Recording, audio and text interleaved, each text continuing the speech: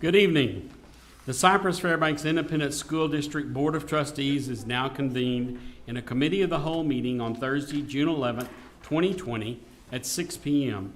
in the boardroom of Cypress-Fairbanks Independent School District Instructional Support Center located at 10,300 Jones Road, Houston, Texas, for the purpose of reviewing that portion of the Tuesday, June 16, 2020 regular board meeting agenda designated as action items and to hear designated reports and recognitions posted in the meeting notice as required by Texas law. No action will be taken at this meeting. I want to welcome the members of the audience and our television viewers to this meeting of the Board of Trustees. As the Cypress-Fairbanks Board of Trustees, we are here to set goals, listen to reports, approve budgets, contracts, personnel appointments, and make policy for the district. It is not the role of the board to make day-to-day operational decisions. The management and the day-to-day operations of the district are the responsibility of the superintendent. We have policies and procedures in place to resolve issues and concerns. This is a public meeting of the Board of Trustees, not a meeting of the public. Prior to this meeting, board members received information related to items on tonight's agenda. Agenda items will not necessarily be handled in the order listed on the notice. The meeting is open to all who wish to attend and hear the matters discussed. During the course of this meeting, the board may determine that a closed session is necessary. In that event, the board will meet in closed session to consider matters duly posted for this meeting as permitted by sections 551.071 through 551.084 of the Texas Government Code. These proceedings are airing live on Comcast Channel 16 and the district website. They will also be available as video on demand on the district website following tonight's meeting. For the video to adequately reflect the proceedings, I respectfully ask you that you please refrain from talking while others are speaking and that cell phones are turned off or in silent mode, just like I'm going to do right now. Thank you for taking the time to join us this evening and for your interest in Cypress-Fairbanks Independent School District. I would also like to take this opportunity to recognize the Community Leadership Committee members who are in attendance this evening. I believe we have one, Francis Romero. Francis, would you like to stand? Francis, thank you for being here. We will begin the evening by recognizing CFID's Chief Financial Officer Karen Smith for being selected by TASBO Board of Directors as this year's Committee of Excellence recipient. Tracy Ginsburg, Executive Director at TASBO, will do the honors. Tracy? Either one. Yeah, that's fine. I think you're supposed to go to that room. Okay. Okay. Thank you very much for allowing me to join you this evening. 98 days ago, we were in Houston, I'm sorry, I was in the wrong city, celebrating Karen and her great achievement. And I had planned to be here shortly thereafter, and the world kind of changed. And I'm so glad that I'm able to join you this evening.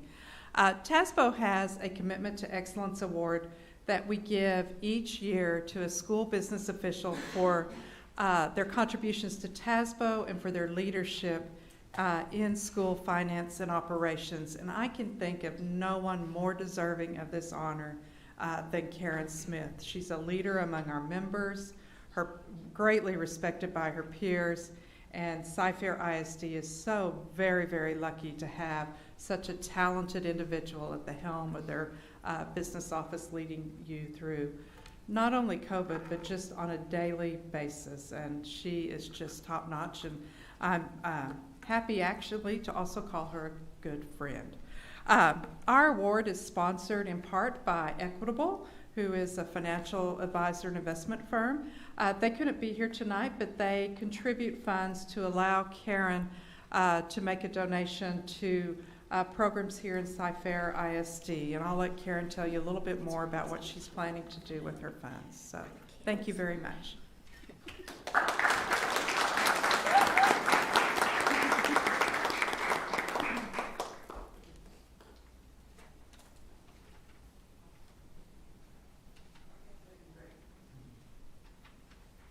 I had to inform Linda Macias that she doesn't get the money that I am receiving.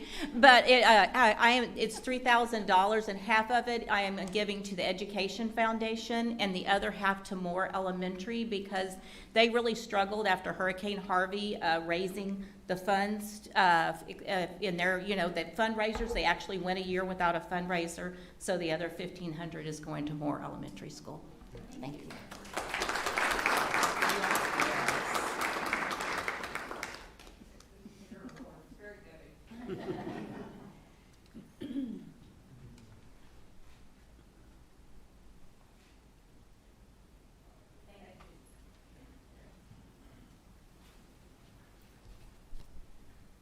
Well, I think you deserve a standing ovation myself.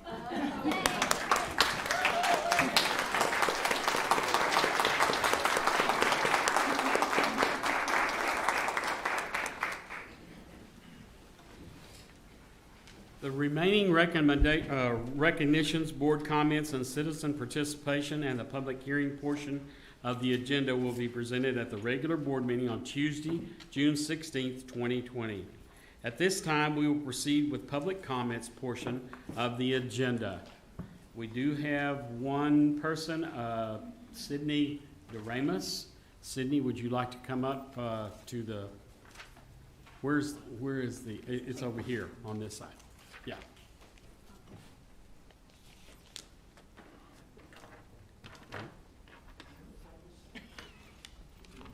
Yeah, 2 minutes. Sydney, you've got 2 minutes. At 30 seconds before the yellow light will come on, and you know you need to wrap up at the red light, okay? Okay. It's all yours. Good evening. My name is Sydney DeRamus, and I just recently graduated from Lincoln Creek High School. And I'm here today because I'm sick and tired of my community remaining silent on the constant racial injustices happening in this country. I urge you all to listen to your black students' pain. I urge you all to stand with the black community at this time, not just today, but every day. The Cypher community is a diverse area with voices and stories to be heard. Racial injustice against African Americans in this country is long overdue, and we Cypher community members will not stand for it. My friend Hannah Mung and I recently attended a protest in Katy, hosted by Katy ISD High Schools. We were thoroughly impressed with their level of organization. Later that day, I thought to myself, if Katy High Schools could do this, there's no reason why Cypher cannot. On June 5th, we started a petition to gain support from the community for leverage and hopes to schedule a peaceful protest. So far, we have accumulated 585 signatures from students, parents, and members of the Cypher residents. Today, we started a GoFundMe to raise money for water, snacks, masks, and any other supplies we may need to run a safe protest. She and I have contacted, emailed, and called numerous Cypher personnel, including the Cypher Police Department, Berry Center Director Beth Wade, and Cypher District Administration, and those interactions have fallen short. We want the administration to listen to our concerns and hear our pain and voices. We are here today because we would like to use the Berry Center Stadium and surrounding perimeter to host a peaceful protest against the racial injustices, including an assembly, march, and speeches. While we respect any outcome we were met with, I urge you all to listen to my cause with compassion and open hearts. It is more than clear to me that we do not have everyone fighting on our side, and that is okay. But when I fight for something that I know is right in my heart, a simply no will not stop me. Thank you for your time today. Thank you, Ms. DeRamus. Appreciate it. Thank you very much. Before we proceed with the reports portion of the agenda, I would like to let the viewing audience know that each month during the board work sessions, like tonight, the administration provides oral reports on various departments in addition to the reports outlined in the district's board monitoring system. The board monitoring system, a mechanism to measure the district's progress in achieving goals, may be viewed on our website under About Us, District Improvement Plan, Goals. And now we will proceed with the reports. 6A, the administration will present an updated oral report on the district's response to COVID-19 pandemic. That's on Tuesday, right? Yes, sir. Trustees, we originally had planned on doing that this evening, but the commissioner is going to make some important announcements in a conference call on Tuesday, especially related to the funding related to next year, where as far as in-person and virtual. So we'd really like to wait and give that report next Tuesday when we have more information. Okay. Thanks, Dr. Henry. 6B, the administration will present an oral report on the budget for 2020-2021 school year. Karen Smith.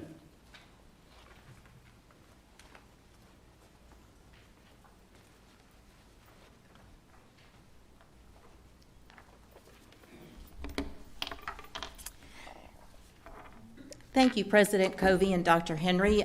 Before I get started, one of the things I wanted to do is thank my department, who is very involved in the process of compiling this budget, primarily Connie Morganroth, Melissa McInerney, and Patrice Lang. But I also want to thank Katie Corbett in Human Resources. After we give them the budget, they're the ones that go and load everything and make everything happen for raises. So they are very instrumental in the process, so I wanted to thank them. Today I will be presenting the 2020-21 budget, proposed budget to you. School districts are required to adopt a budget for the general fund, debt service fund, and food service fund. So I will be presenting those budgets to you. We have to adopt it by June 30 each year because we have a June 30 fiscal year. The district will be, is also required to have a public hearing where they discuss the budget as well as the proposed tax rate. That public hearing will be Tuesday at 6 o'clock. I'd like to start off by reviewing the factors that influence this particular budget. First of all, student enrollment growth rate of about 0.5%. As well as opening new facilities. As you're fully aware, Rowe Middle School will open this year in August. So we have to budget for the operating expenses associated with opening the campus. You know, bond funds build the school, but the general fund funds the operating expenditures of that campus. In addition, increase in property values. And how this year it will affect the budget much more so than it has in the prior years, because this is the first year, 2020-21, is the first year that we will actually be subject to local tax compression. And I will go over that in a lot more detail in a little bit, but basically, if the local property value, they look at the local tax rate compared to the state compressed tax rate, and whichever's lower is the one that we would actually have as our maintenance and operations tax rate or compressed tax rate. Also, the slowing economy and higher unemployment. Primarily the way this has affected our school district and all the school districts in Texas is we're primarily funded by sales taxes as well as oil and gas taxes. And as you well know, with all the business closures, sales taxes are dramatically down. In addition, with oil and gas, it's down because people are traveling less, but then also the decline in the price per barrel on oil. And then in addition, the COVID-19 pandemic. There's expenditures that we've already incurred as well as expenditures we're anticipating this next year to take care of things like personal protective equipment, substitute cost, printing of packets, and more as far as expenditures next year. So those are included in the budget. I'd like to review the goals that the budget was built on, and that is to preserve the quality of instruction and services, retain and recruit staff, quality staff, also prioritizing student and staff safety, as well as protecting the district's infrastructure. I thought it would be useful to review the district's salary increases since 2012-2013, and as you can see here, the district has provided a salary increase every single year since 2012-2013. In 2019, not only did the board approve a salary increase, but they also approved a one-time salary payment for teachers, librarians, counselors, and nurses of $1,000, and then a one-time payment for all other employees of $500. In 2020-2021, we are proposing that we roll that one-time payment that was provided last year into base salary so that our employees' base is not lower, and raises will be built on that in the future. In addition, we're recommending a 1% of midpoint or base, whichever is higher, on top of rolling that into the employees' salaries. Therefore, if the board approves this salary increase, this will be the 9th year that all our employees have received a salary increase. This next slide shows the cost of the budget considerations. First of all, $4.1 million for full-day pre-K. This is the second, I guess you could say, half of the year. The budget already includes the half of the year because we started full-day pre-K in January 2020, and this is the second half related to that's in the budget. In addition, we budgeted $10 million in COVID-19 expenditures, just trying to be cautious and anticipating that we may have additional costs or lost revenues. The cost to open Rowe Middle School is $3.5 million. And then the new teachers and paraprofessionals that we would be adding as related to student growth as well as increase in benefits. And then also the contribution rate for TRS on behalf and the district contribution rates have gone up. So those amount to $11.6 million. In addition, the budget includes increases in software licenses, property insurance, UIL referees, as well as fine arts uniforms, and then emergency operations plan. The total of those is $5.8 million. And then the cost to roll the one-time salary increase from 2019-20 into base salary is $12.3 million. And then a 1% salary increase on the greater of midpoint or base is $8.1 million. And Ms. Linda Macias will actually be presenting something to you about the instructional calendar later on in the board meeting.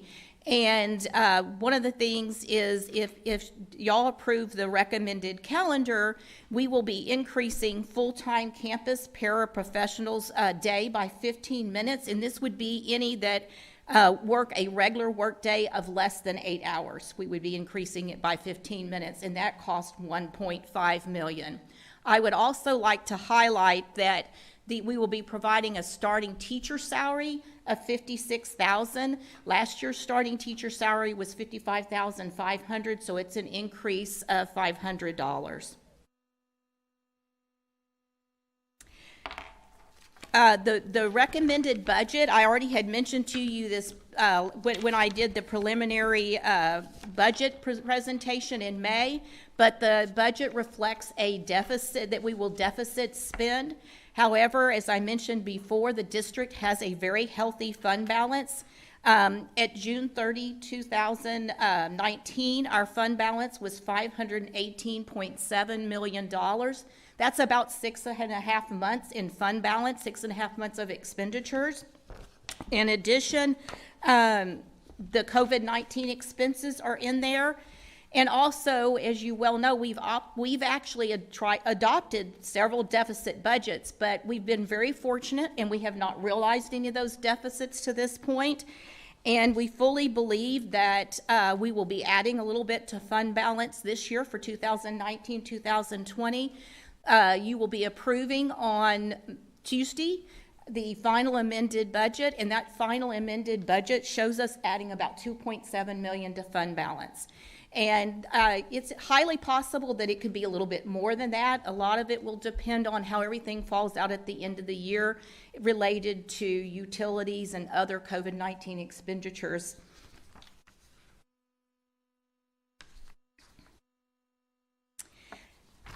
Now I'd like to go over and explain the compression of the tax rate as well as the option for the school district to add an additional penny to the M&O tax rate this year.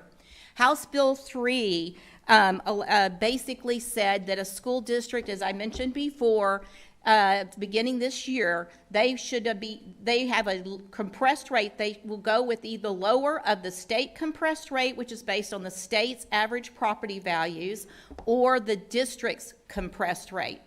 And the compressed rate for the state this year, or that they have for next year, tax year 2020, is 4.01%. and the district is projecting that our property values will go up 5%. Therefore, we fully expect that it will be that local compressed rate. In addition, as I said, it's based on those property values, and it's based on current year values. If you recall, in the past, it was always based on prior year property values, and we actually had a funding lag. Now, beginning with the 2019-20 school year, it was based on current year values. And so all we have right now are those preliminary Harris County Appraisal District values. However, believe it or not, we have not even gotten comptroller preliminary or final values for 19-20 yet. So those are just estimates. And then the current M&O rate, regardless, will decrease because at 4.01%, basically anytime the property values increase more than 2.5%, that is when tax compression comes into effect. And basically that's the lowering of the tax rate so that our taxpayers do not see more than a certain dollar amount of increase in their property taxes, which is that 2.5%. So the tax rate is compressed anytime those property values are greater than that, or the property value growth, I should say, year over year. The district has the option this year to add one additional penny. Typically, the way it's been in the past prior to HB3 is that we had 6 golden pennies, and we could adopt 4 of those golden pennies without a tax election. And now there are 8 golden pennies. They increased to 8 golden pennies. And this year, we have the option of being able to add an additional golden penny. So that would be 5 golden pennies, because we currently have 4 golden pennies within our tax rate, and we can add an additional one, and without an election. And so regardless, as I said, the tax rate is going to be less. So we can actually, the M&O tax rate will be less, so we can actually add that additional golden penny, and the tax rate is still lower for our taxpayers. That golden penny amounts to about $12.3 million in funding between state aid and then additional property tax collections associated with that additional penny. And it requires unanimous board approval whenever we adopt the tax rate. And that will be later on, probably in September, when that would occur. Currently, if you recall, that the M&O tax rate is 97 cents. That was the prior year, was a compression of 93 cents plus the 4 golden pennies. And we are estimating a compressed tax rate for the local compression rate of about 0.9078. And so when you add 5 additional pennies to that, then it would be 0.9578, which is less than the 97 cents that the district had this year for their M&O tax rate. The general fund revenues for 2020-2021 consist of local revenues, state revenues, federal, and other sources. The local revenues are primarily property taxes, and then the state revenues are primarily state aid, as well as federal revenues, which are primarily our SHARS reimbursements, as well as the indirect cost associated with our grants. Our revenues rather, and then other sources reflects what we get from auction. So you will see here that we're projecting a little over $1 billion in revenues next year, and the local revenues and the state revenues make up the majority of our budget revenues that come in. Then we are the general fund expenditures that we are anticipating and that are in this budget is for a total of $1,040,726,671, and that is primarily made up of payroll costs. You will see here that 89% of our budget is payroll, resulting in a deficit of $39.8 million. It is about $5.1 million less than I presented to you at the preliminary budget presentation. because our tax collections have come in a little bit higher than anticipated, which resulted in that deficit going down just slightly. We are required to adopt these budgets by fund and function. So function is just the different levels of how we spend that money, what groups of people we spend that money on. Majority of the district's expenditures are on instruction, and you will see here that $675 million is spent on instruction alone in the campus classrooms, and that is about 65% of our budget. And then the next highest item that the district spends their money on is plant maintenance and operations. And that also includes where our utilities are. And that is about a little under 9% of our budget. And then the remainder is for other miscellaneous areas, such as payment to our fiscal agent SSA. That's related to our deaf co-op, our juvenile justice alternative education program, as well as other intergovernmental charges. And those are our fees that we have to pay to Harris County Appraisal District. This visual shows you exactly about in a pie chart of how much we are spending on the different areas. You will see here that 67% is spent on instruction. And if you add in the instructional support, it adds up to 80% is spent in those areas, and then the remainder is to support the instructional areas. And I just want to highlight that you will see here that it's actually a little less than 2%. It's about 1.8% of the district's budget is on general administration. The debt service budget is the other budget that we have to adopt. The local revenues are primarily made up, once again, of property taxes based on our INS rate that is adopted. The state revenues is associated when the optional homestead exemption was increased from $15,000 per homestead to $25,000. They held us harmless, so that's what those funds represent. And then the federal is our subsidy that we get associated with our qualified school construction bonds. And then the debt service expenditures are, of course, the expenditures that we have each year to repay what's due on our bonds in the current year. And I failed to just mention that we do have in here, that it's going to be about a deficit of about $2.3 million, but we should be adding to fund balance this year a little over $13 million. So we've got the fund balance to handle that slight deficit and not go up on the tax rate. And then the food service budget is a balanced budget right now of almost $65.8 million. I will say this is based on the operations of a regular school year, and we may have to come back later and amend that particular budget depending on what happens with COVID-19.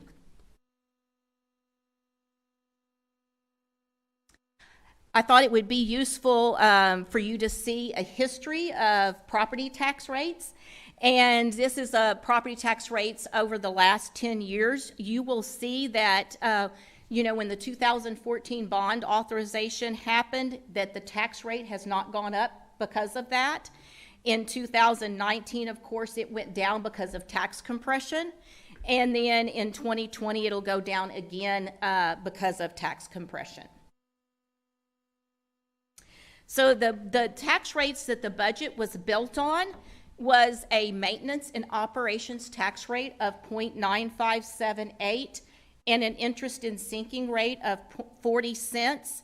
This is based on our preliminary values, and it reflects a slight decrease of 0.0122 to the taxpayer. I do want to highlight several things associated with this. We will have to actually submit to TEA. They will have a survey that will come out late July, and we will have to provide them information. When that information is provided, then TEA, or actually the commissioner, will tell us what our local compressed rate is. And so we really don't know what it is yet, but we're estimating what it's going to be based on the increase in property values that we're anticipating over the prior year. And just to reiterate, it's 5% that we have in the budget. And based on that survey information, they tell us. So it could be slightly different when I come to you to adopt the tax rate. However, the worst it could be, the compressed tax rate would be 0.9164, because that is the compressed tax rate associated with the state tax compression. And that's the lowest the district can go, or highest the district can go, pardon me, related to the tax rate. And if you add the 5 pennies to that, it would be 0.9664, which is still less than the 97 cents. That is the rate that we actually published when we did our posting in the paper. In case you saw that, I wanted you to be aware of that. And the reason for that is we really don't know what our tax rate will be when we get the local compression from TEA. And so what is recommended is that we post the highest rate possible, because in the posting, if we adopt a lower rate, we can adopt a lower rate without having another public hearing, but we can't adopt a higher rate. So I just wanted you to be aware of that. But as I said, the budget was, even though it's a deficit that we are proposing to you, it's assuming that we fill every position that we have in the district. It is assuming that all funds are spent by all the departments and all the campuses, and it's got these COVID-19 expenditures in there. And part of what we budgeted for in COVID-19 was personal protective equipment. And we just heard this week that TEA is going to be providing districts some personal protective equipment. We'll be getting over 1 million disposable masks, as well as hand sanitizer, some washable masks, face shields, and some different things like that. So, you know, that that will help us as far as those particular items that we will be receiving. They're expecting school districts to get those in late July or early August. Now I'm open to answer any questions that you may have regarding the budget that we have presented. Thank you, Ms. Smith. Let's start down here. Julie, do you have anything? I don't have any questions at this time. I Okay. submitted questions in advance to Okay. Mrs. Smith. Thank you. John? Yes, Karen, thank you for this, and as usual, we try to do what we can for our teachers. What you proposed, how does that in dollars, so to speak, compare to what we did last year for our teachers, the 1,000 this year plus the 1%? Can you give us a Yes, sir. kind of estimate of that? And if you'll recall, last year, districts were required to spend anytime the basic allotment goes up, districts are required to spend 30% of that gain towards salaries, and a 75% of that had to be spent on teachers, counselors, librarians, and nurses. The district last year provided a 3.5% salary increase, a 3% salary increase for teachers that had less than 5 years or less experience, and then 3.5% for teachers that had more than 5 years of experience, plus the $1,000 payment. And then the remainder of our employees got a 3% in salary increase based on base or midpoint, whichever was higher, and then $500. And then this year is 1%. This year is 1%, yes, sir. Okay. Also, what, if anything, could trigger us needing to use that other golden penny? What could trigger us? Well, I mean, we're have it- recommending okay. that the board approve that. That's what the budget was built on, was that additional golden penny, because it will provide additional funding to the Okay. district of $12.3 million. And that's, you know, we're presenting a deficit budget, as you well know, and that includes that golden penny. Oh, it includes, so even sir. with the golden penny, we still are in 39. $39 million. Yes, sir. Okay. All right. Dr. O, just for clarification, though, I know this is at least our 4th year to propose a budget deficit, and we've never experienced a budget deficit.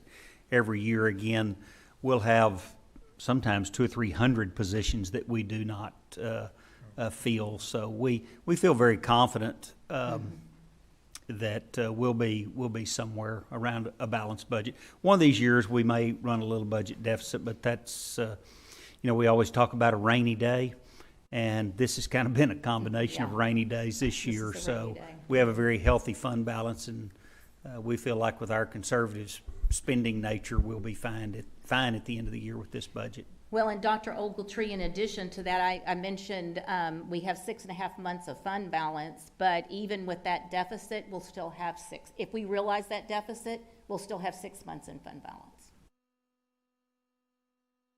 Mr. Ryan? Thank you, Karen. That was a great presentation, by the way. You touched on a little bit on the $10 million for consideration for COVID-19. I guess the first part is that an aggressive number? Or, in other words, kind of what went into that $10 million besides the mask and the stuff like that? We looked at, we expect substitute costs to go up because we will encourage our employees to stay home if they're sick. The other parts were additional summer school maybe that we would have to have in remediation. And it also included like stuff like additional tutoring and camps, access to devices in the internet, the hotspots. They're not that expensive, but the Wi-Fi service is. So we have that in there also. And it's cautious, I guess. We're just being conservative. We also think it's a possibility ADA could be down, and we really, until next Tuesday, we're really not going to know what the commissioner is going to do on that. So I hate to say with this, it could be aggressive, but then on the other hand, it might not be, we're not sure what's going to happen. And so with everything that's happening, but as of now, I feel that it's a little aggressive, and then part of it had the personal protective equipment in it. And we're going to be getting some of that from TEA that we're not going to have to spend our funds on. But we also don't know what's going to happen and what they're going to tell us about transportation too.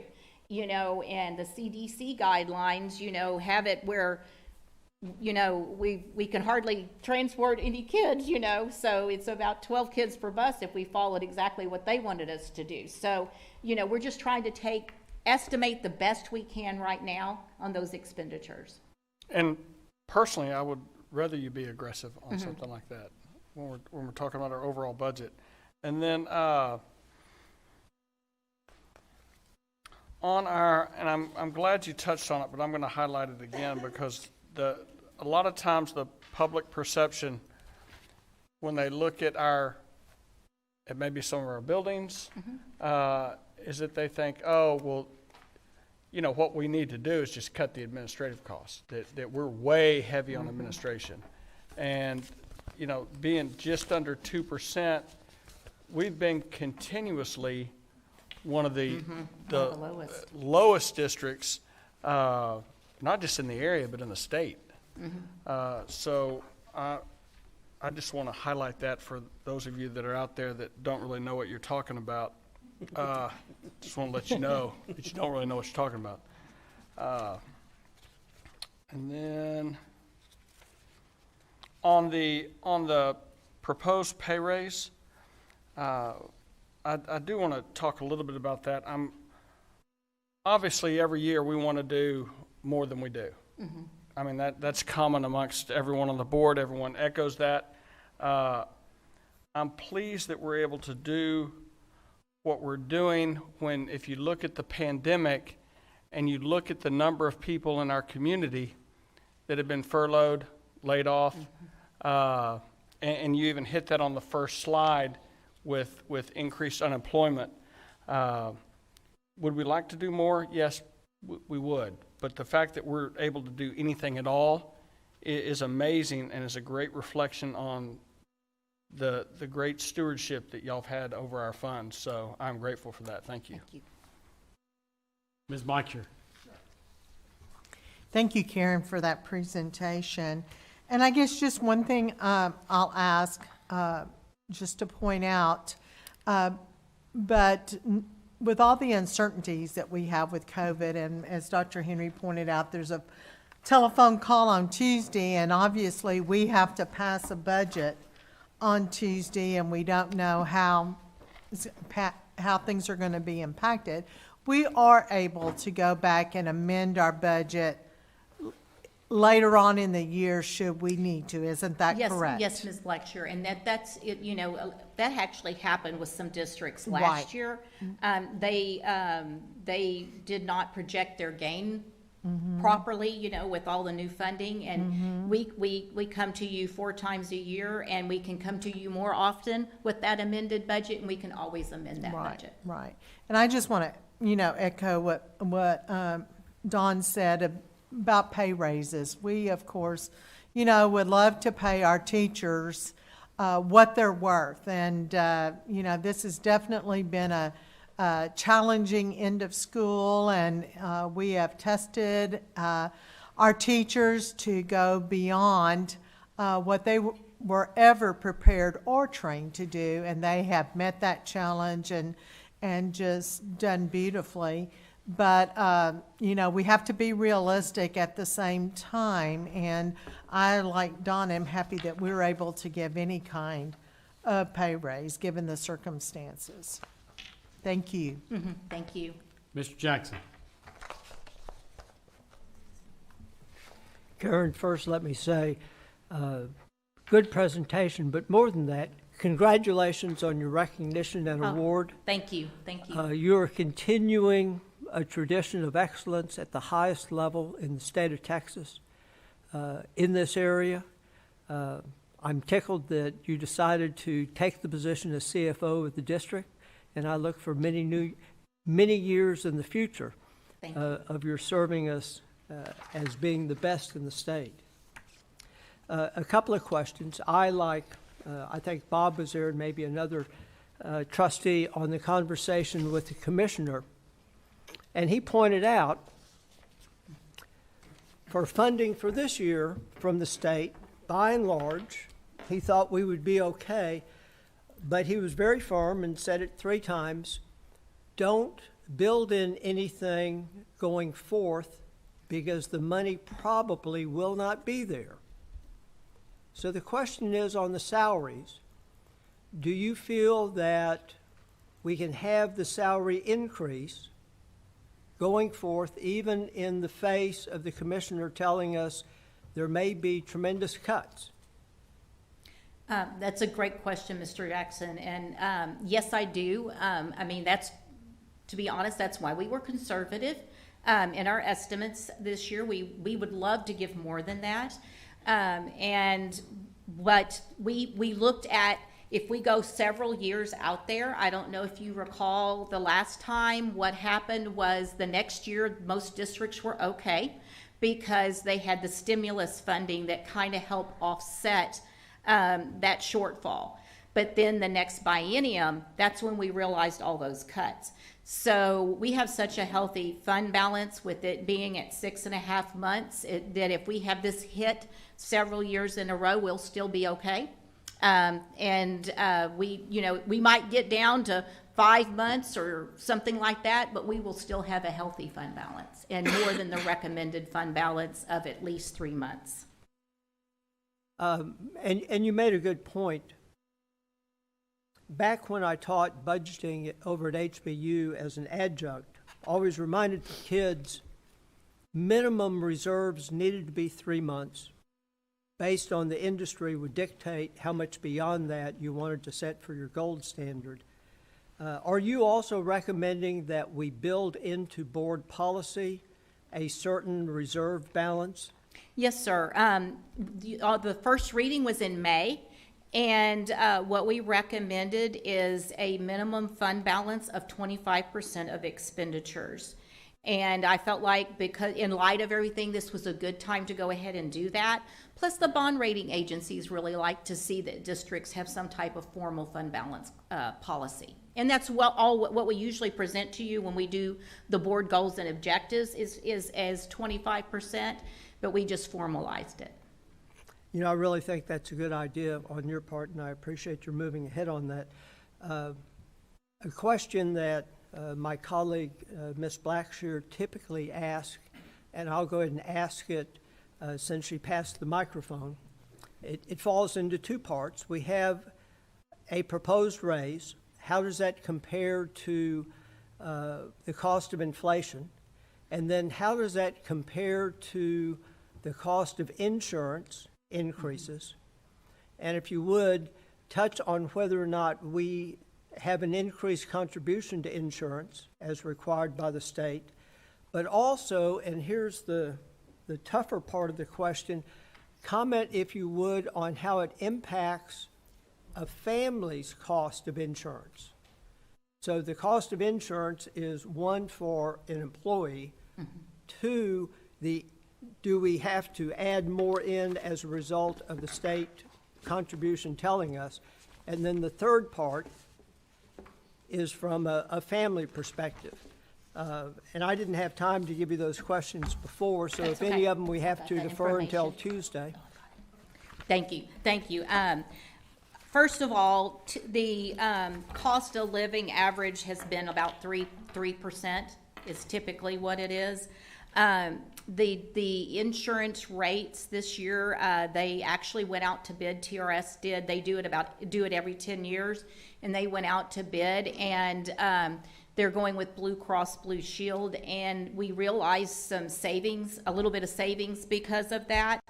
What we usually look at is we look at the high deductible plan, because the majority of our employees are on the high deductible plan, and the majority of our employees take employee-only insurance. Therefore, we always look at that employee-only for the high deductible plan, and it went up $19 per month, which is $228 a year in insurance. But what did happen, because the biggest complaints were associated with the family premiums. And so TRS actually, at that high deductible plan, they are reducing the premium for employee children and employee family. So they will actually see a reduction in premiums. They also have two new plans. One's real similar to the select plan we had previously, which is one where you have a limited number of doctors and facilities that you can go to. They did a new one associated with that, and even developed another one that's a little more restrictive, but it's cheaper. So both of these plans' cost went down. The one that did not go down is the Active Care 2, but I think, as I mentioned that one to you at the preliminary budget, that's intentional on TRS's part. We cannot have any new enrollees in TRS Active Care 2, and they're trying to push employees out of that plan and into other plans. Did I answer all your questions?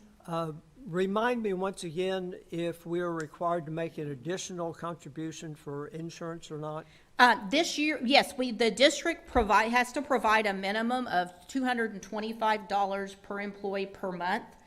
Our district provides, like with the high deductible plan, for the employee only, we provide $225 per employee per month. But for the family plan, we are only required to contribute $225 a month, but we contribute $480 per month. Okay, thank you. And those were the details I was looking for. The one question that I would ask again, will the raise be greater than the cost of living, cost of insurance increases? It will be greater than the cost of insurance increases, but probably not the cost of living increases, since the cost of living is about 3%. However, I will say, even though it's not officially, I guess you could say, a raise, adding in that one-time payment, if you take that with for example, I looked at it on the teacher side. If you take the one-time payment and then the 1% raise, it's about 2.5% if you take in that we included that in there. But the true raise is just the 1%. So it's very close, is what you're saying. A schedule that you always show us, and you've shown it to us before, but I just want to readdress it. Will this raise make us competitive with other districts? I believe that it will make us competitive, what we're hearing right now. Bear in mind, that we have some June 30 districts, but we also have some August 31 districts. What I've been hearing across the state is somewhere between 1%, well, some have said they're not giving a raise, some have said 1% to 2%. There may be a few outliers out there, but what I'm hearing mostly is in the 1% to 2% range. Excellent, thank you. Back to the COVID-19 cost. Remind me what our typical substitute cost runs annually? Annually, it's about 13 million. And so an ancillary question on that, do we have any personnel surveys, or is there any information from seminars you may have attended that might give us an idea as to how that substitute cost might increase in the future? Well, I think the main thing that we've been talking about and everybody's been talking about is that we think it could go up because we will be encouraging our employees to stay home if they think they're sick. And so we're, the ones that would have normally come because they're devoted teachers and they're going to come and they want to be there for their kids no matter what. We appreciate the devotion, but if they feel like they might be sick, we're going to encourage them to stay home. So we feel that in addition they'll be monitoring themselves, taking temperature and things like that. So we're just expecting that it could go up. Everybody's talking it could go up until there's a vaccine associated with COVID-19. Mr. Jackson, if I could just add to that, two factors go into that. Number one is we certainly are going to encourage teachers, but also students. Yes. If they are ill, we're not going to have the absence provision in the exemptions to test, at least for another year, because if kids are sick, we want them to stay home. Well, and that's an excellent point. The joke in my household, when one of my kids would tell me that they were too sick to come to school, I'd ask them, do you have any broken bones? Anything bleeding? You're going to school today. Yeah. And I do think that the health of our teachers may actually improve a little bit if a smaller number of our children who perhaps may not be feeling as well as we would like, if they stay home.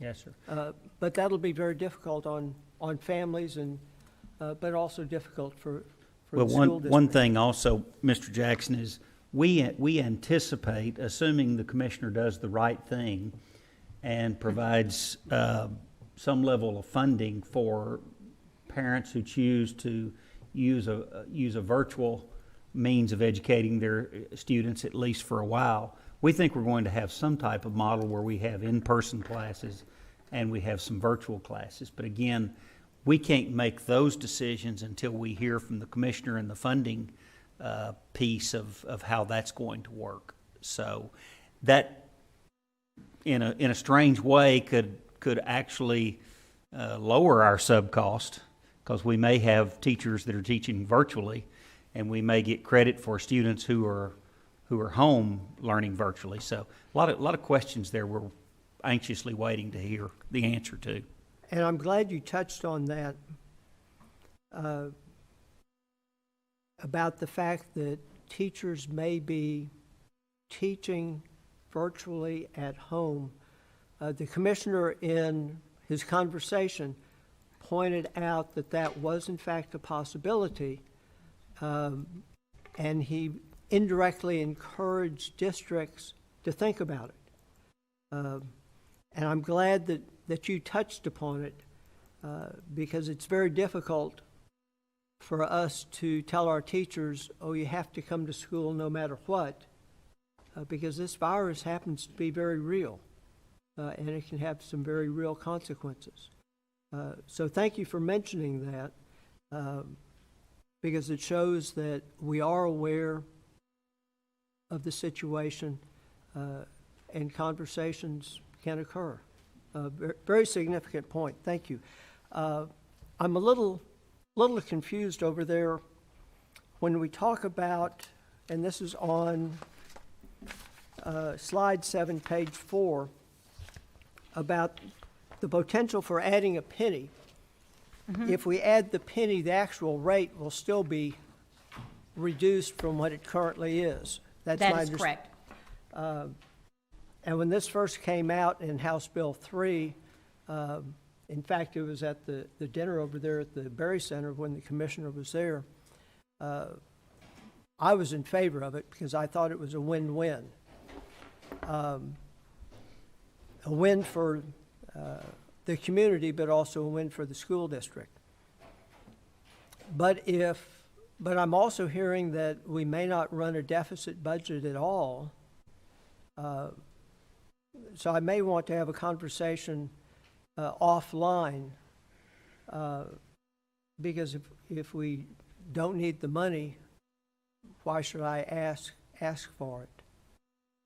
So I'll visit offline with you and the superintendent on that point. Well, and I feel certain, I want to say that I believe we do need it because of the unknown, but the other thing that I say with this is the first year we had this option, and there are rumors they could take it away in the next legislative session. Oh, I have no idea. No doubt they'll take it away. In fact, I've already heard conversation, as soon as it became obvious what happened, there was a conversation to take it away. So I have no doubt that could happen. I wanted to highlight a point. You indicated that the property values are anticipated to go up by 5%. I know you've already taken a look, but I have to ask the question. So some of the preliminary rolls have come out, and you can make a comparison to prior year preliminary rolls and know which way they move. So is your assumption of that 5% increase, is that still based upon those preliminary rolls and the best factual information we have available today? Yes. First of all, we do 5-year projections, and look at what we think is going to happen with that. We work closely with our tax assessor as well as Harris County Appraisal District on that. Of course, we have a demographer that looks at what's going on, in our area as far as homes being built and things like that. So we take all those type of things into consideration when we're looking at property values. And we do kind of an analysis of looking at it, if it's 1% more, if it's 1% less, and look at those different items, as well as tax collections associated with that and what that tax collection rate will be. I would make the point that in the Chamber Committee meeting, it was pointed out that at the next appraisal coming up, December 31/January 1, that property values may actually go down as a result of COVID. And we really won't know the full impact as to whether there is a significant slowing of the increase of property values. Doesn't impact this budget, but I merely want to remind the viewing audience that could well happen in the next year. A special point for me, you pointed out in May that we had approved 29 new counselor positions, but not all of those were filled. I would encourage the district that we fill those counselor spots. I happen to think that because of COVID-19, social unrest, that the impact on students and staff when school starts back up will be higher. I'm not real certain why we didn't fill all those spots, but I certainly think it makes sense to do so. They were authorized. If there were some, there was just a few, and it just had to do with timing of what we were able to do that particular year, but I'm sure that we will have those filled.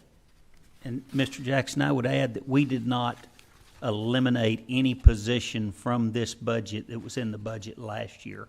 So those counselors are still in the budget. They're still in the It was budget. just a matter of being able to find counselors. Timing.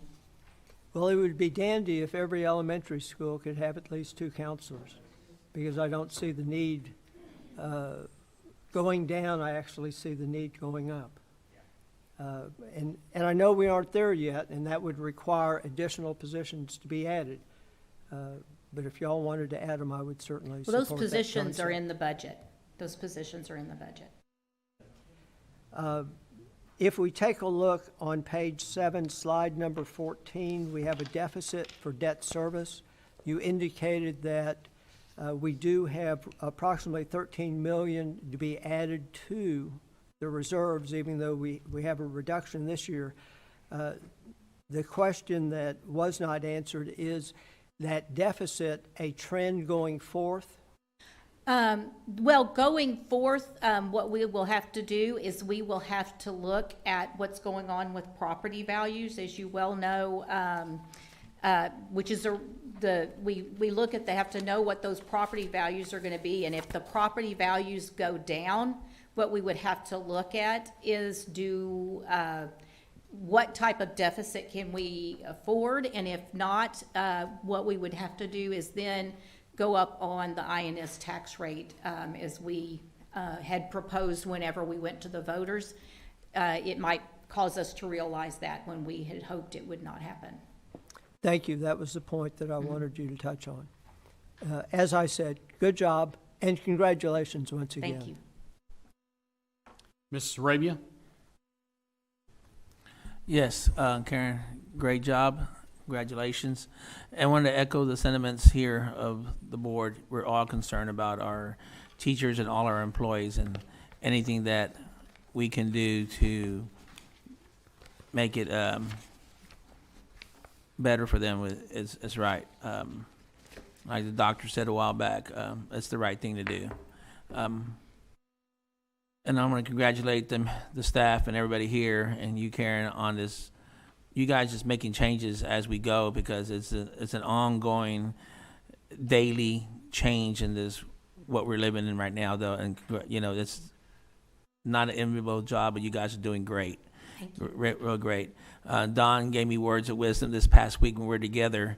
He did. Yeah, he did. Yes, Marley. Marley, he did. Yes, he said he said it's true, because he said if you just wait and you just let everybody else ask the questions, your question's going to get asked, and mine were asked here earlier here today. This board is outstanding in asking the appropriate questions and getting the percentages out that Tom was looking for and stuff, because it looks better than just saying 1%, and you break it down the way you did. It sounds a lot better and stuff, though. I appreciate that.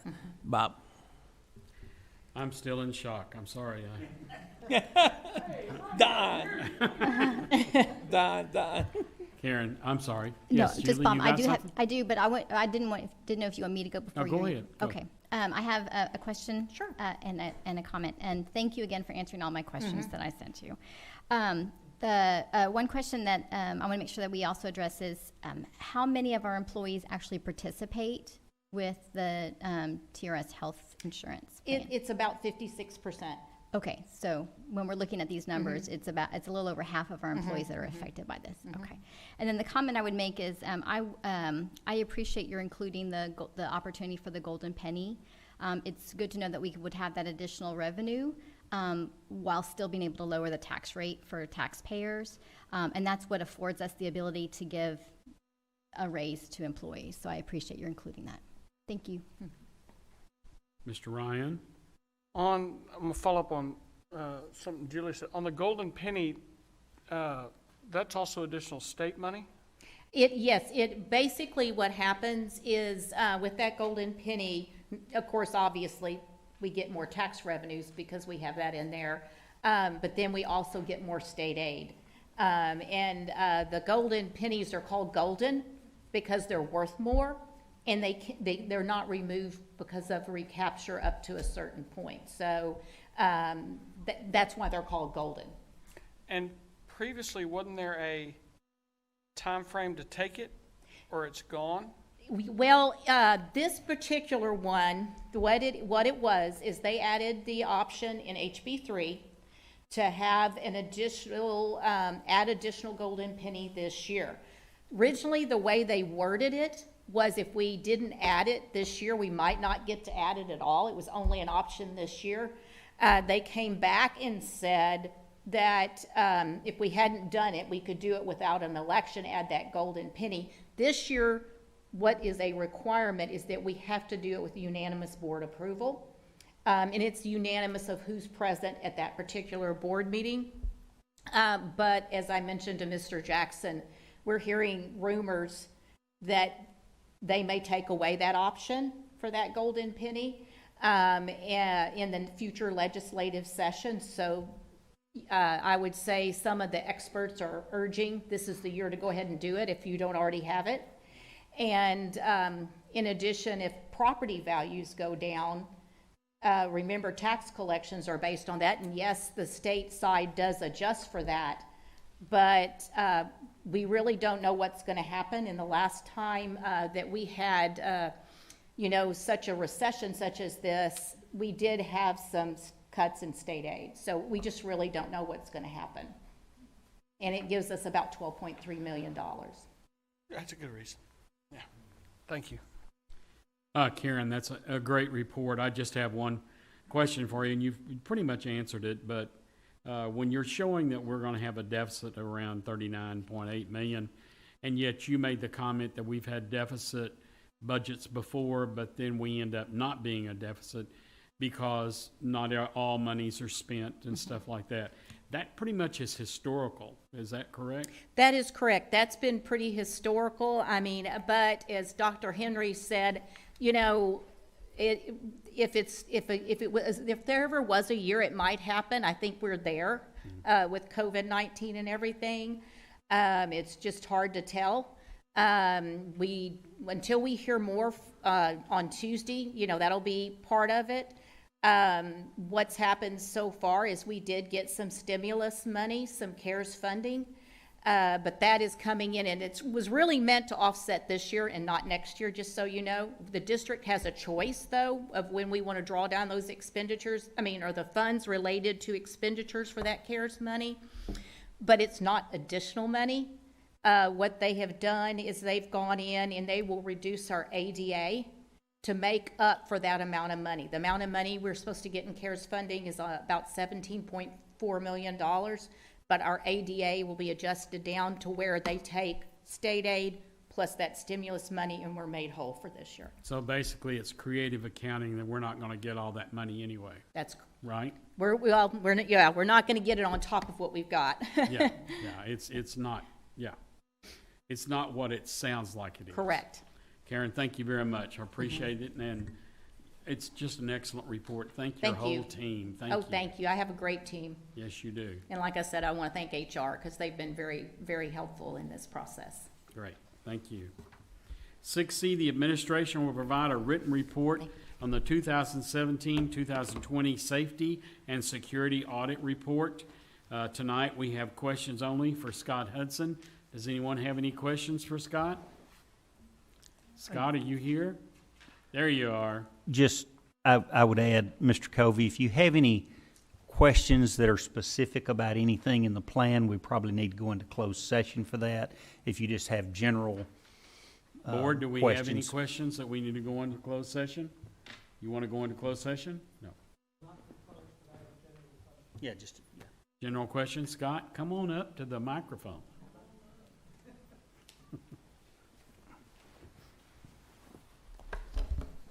Mr. Good Jackson, evening.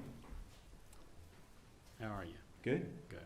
Good evening, and thank you for being here. Yes, sir. Thank you for preparing the report. And this question is really for you, but it also is going to bounce over in Mark's direction. First, remind me how often we do this audit? It's a cycle of 3 years. So we do it once every 3 years.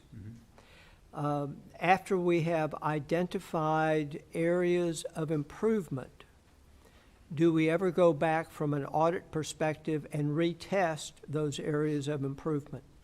Yes, this is the first cycle that I've been with the district. So what the plan is with the report that you were given for this 2017-2020 audit cycle is to take the areas of improvement, make a improvement plan, and then take those corrective actions and track them to hopefully be better for the next cycle around. And similar to some of our students, if we still don't pass the second time around, what do we do?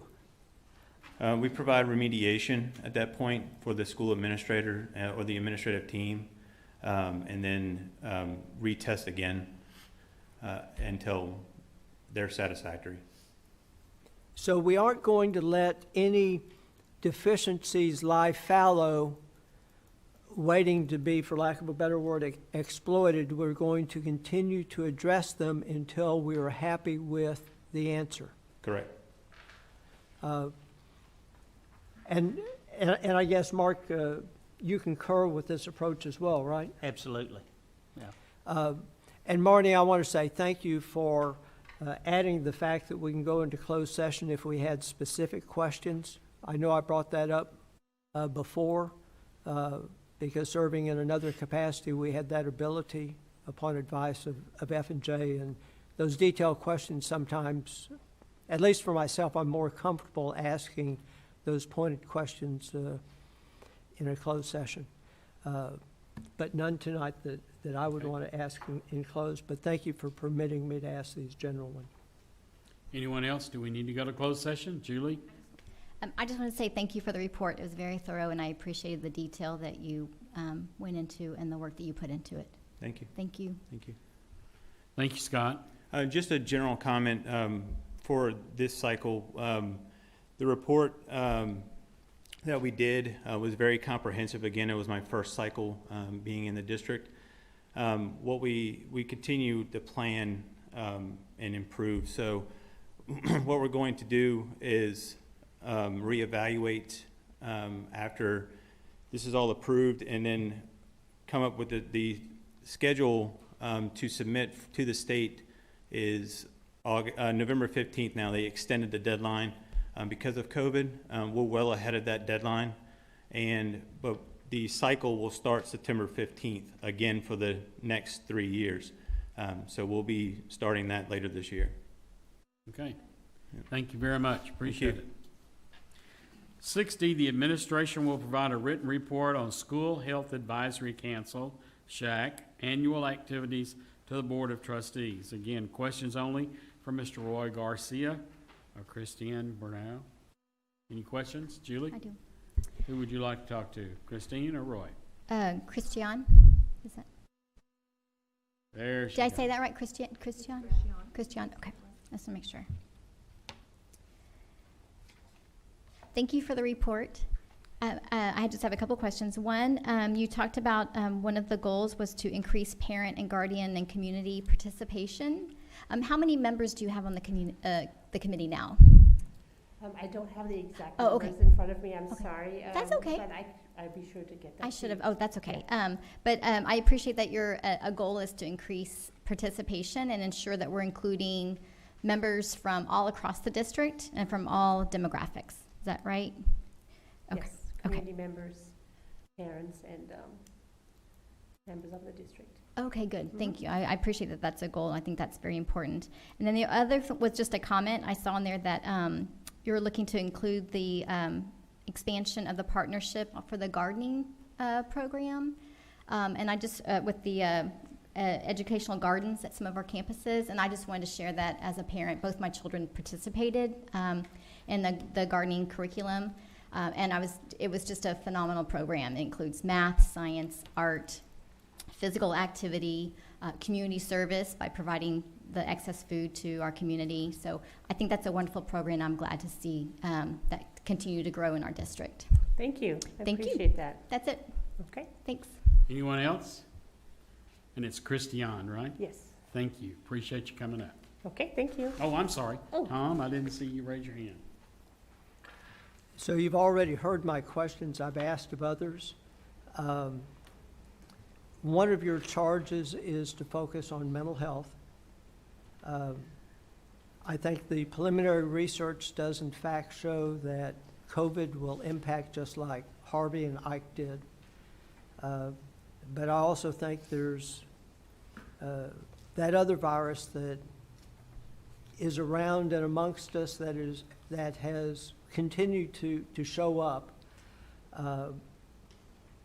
will your committee be taking a look at the impact of COVID-19, because it's not going away, but also the underlying causes that have led to social unrest, because that's not going away anytime soon either? We will definitely take a look at both those topics and work closely with guidance and counseling department to help us address those issues. Excellent. Thank you. Anyone else? Thank you, Christiane. Thank you. The board will proceed with the discussion portion of the agenda. 7A, the board will discuss the adoption of a resolution declaring CFISD's commitment to addressing racial inequities.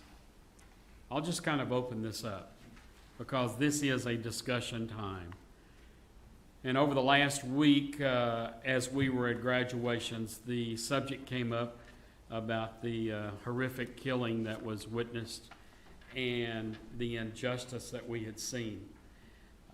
And we were feeling like, and I think each one of the people that are on this board right now had made a statement to me that we needed to have a discussion.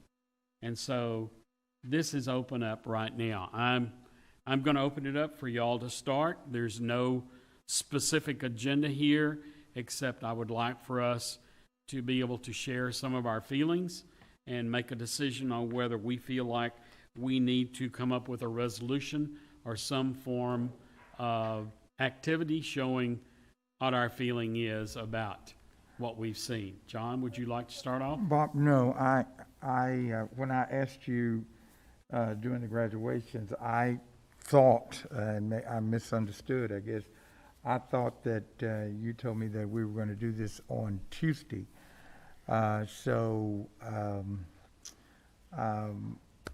If we have to do it tonight, I might still need to do something Monday, John, because I was going to prepare. I think something. basically the whatever activity we're going to do will be on Tuesday, but I wanted to have an open discussion tonight before we came up with what we wanted to do and vote for on Tuesday.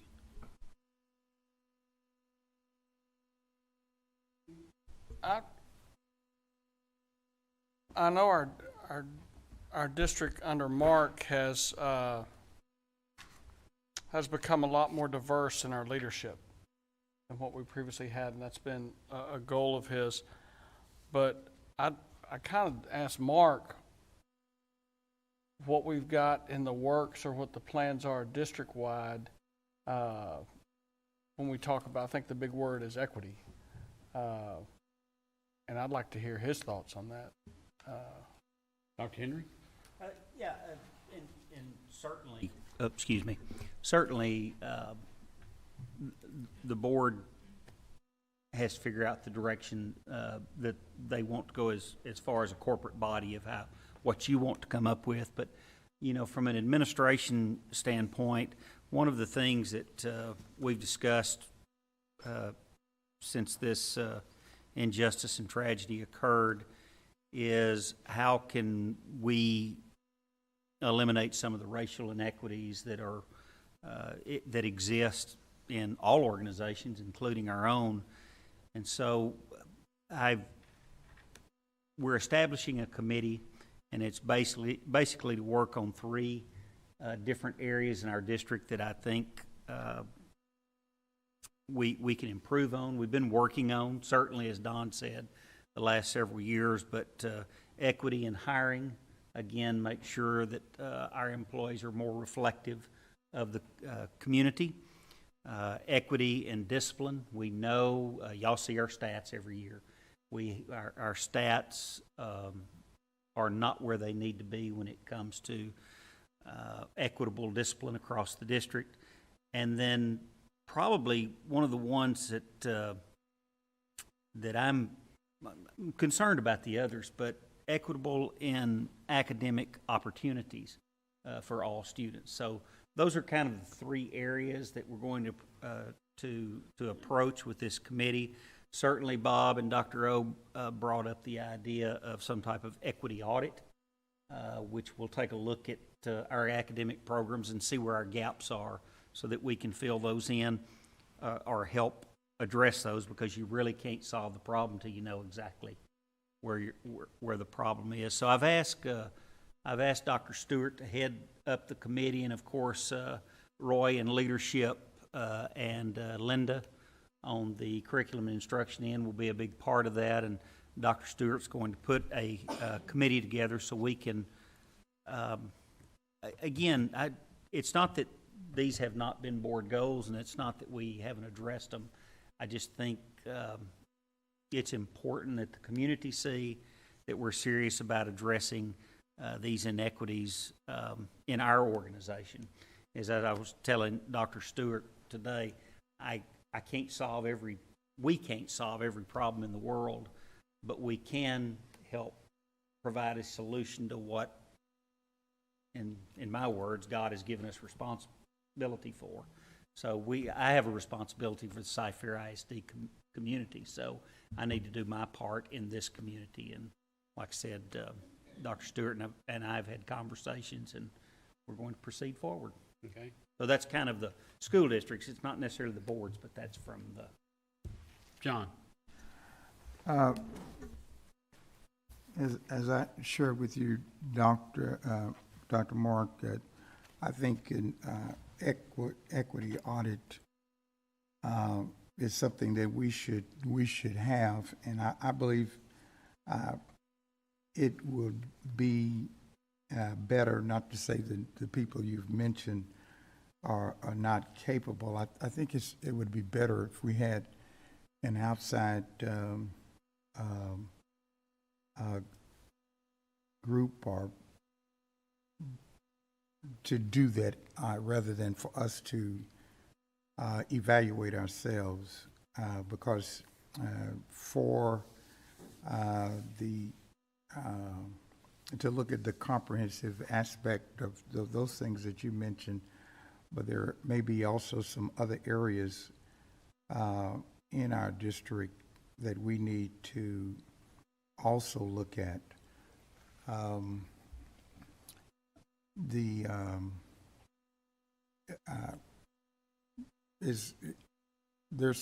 It's one thing to get an audit and in one or two areas or three areas, but there may be some others that we really need to hone in on also.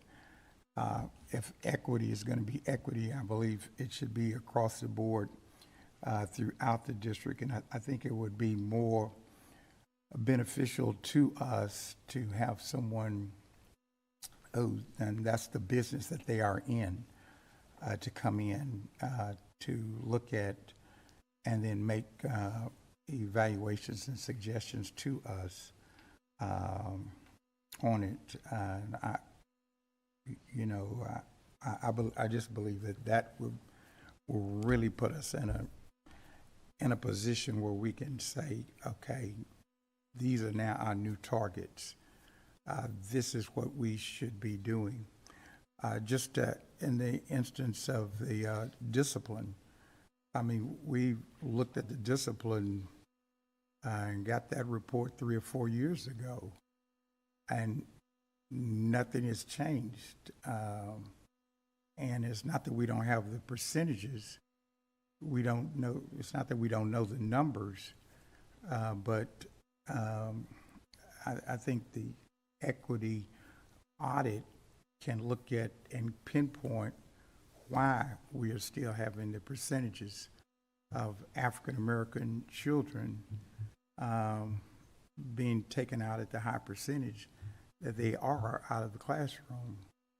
And it would give us more data rather than just saying, okay, well, we dropped 2 percentages last year, and that's with other things too, with hiring, with money, our resources are the resources that we spend, are they equitably distributed? And that's all I would say. I would argue for not to put that burden on the staff, because the staff, they have, they get paid here, and they may have some biases, which are not meaning that they're bad biases, but they may have some biases because of the people that they work with. I think that would serve better.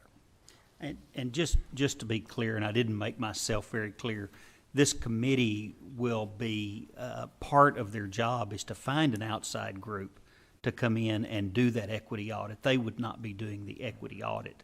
They would, we did plan on finding someone from outside our organization. And I know that, I think it was Bob or you, Dr. O, mentioned that y'all had seen someone that do those kinds of things at national conferences. Yeah, so it's talking about we're bringing someone from outside, but we need the committee is there to help coordinate, and then from that equity audit and from what we find out is to have a plan of action, because the worst thing you can have is a plan without the action on it. So, Anyone else? Oh, I'm sorry, Gilbert? Yes, it's unfortunate that this conversation has to come up right now, but it has to.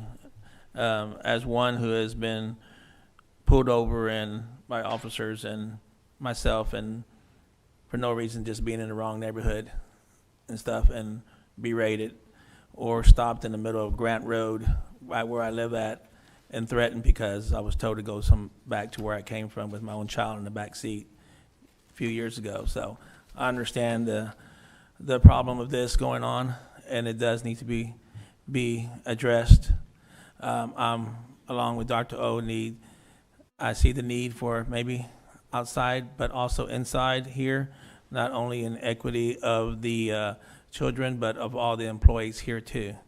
So, and it's not only of, if you really want to get,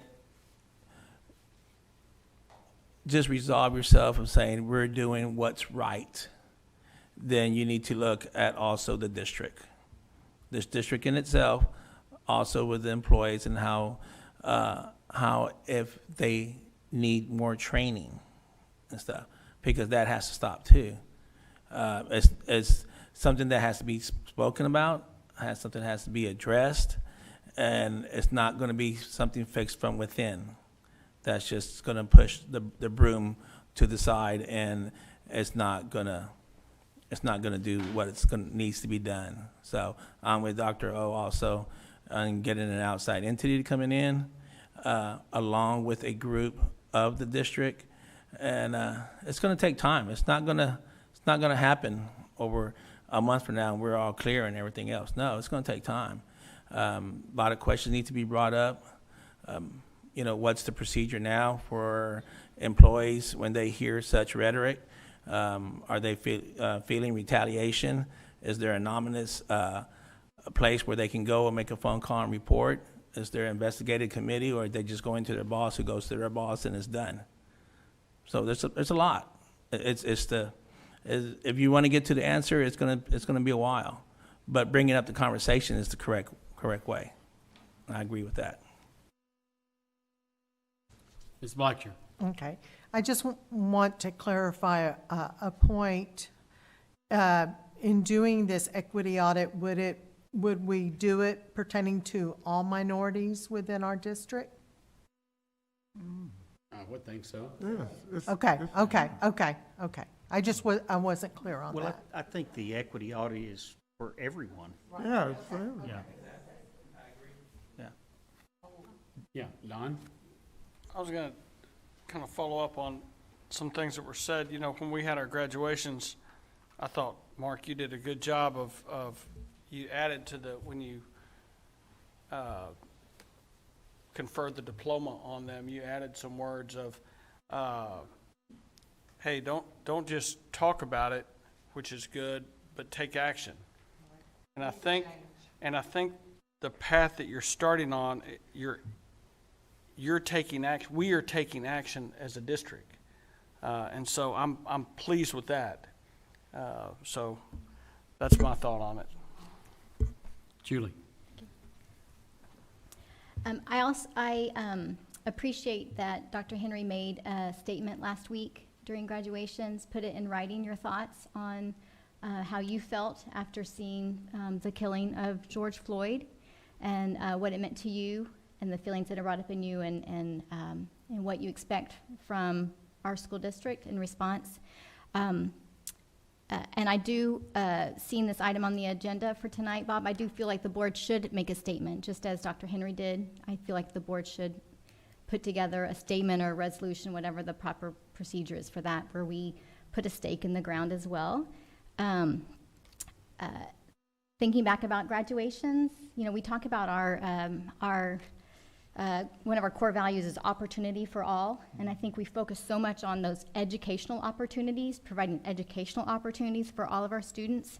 I think an area that we can work on is creating voice for all, raising up all voices, black, brown, gay, straight, all religions, all the amazing people who are part of our community. So I feel like this is an opportunity. This is a chance for us to focus not just on the academics, but also raising up voices and giving voice to people who maybe do not feel they have had a voice in the past. So I appreciate that we're having this discussion, and I look forward to putting it down into writing and then living that out. Tom, did you have anything? You know me, Bob, you offer me the microphone, you won't take it away from me, right? Yep. Did you notice we have you cut off so you can't really hear everything? No, I'm just kidding. And that's not a bad thing. You know, to look back a little bit in history, Mark was brought here in part to address these matters. His first time that I met him, he asked us to take action, and it was a closed meeting, so I can't tell you what the action was with specificity, but it was on this topic. He really didn't even say much about hi, bye, or anything else. He just laid it out and said, this is what needs to be done. And we did it. And of course, in the community, it caused a little heartache, but it was the right step to take. In my profession, we wailed when we were told that an outside agency was going to come in and look at our work. How dare they, right? But in fact, that was the right step. It's very difficult to look inward for any of us. I joked with Dr. O, that's why we have pastors, right? If we could look at ourselves, we wouldn't need pastors to lead us. But I also want to remind the viewing public that this district, under Mark's leadership, has been sensitive.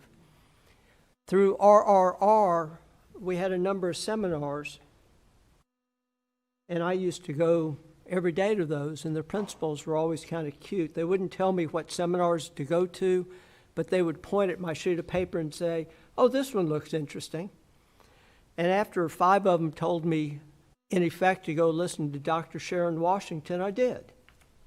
And this district actually hired a couple of consultants. I don't remember the other lady's name, but I went to her seminar.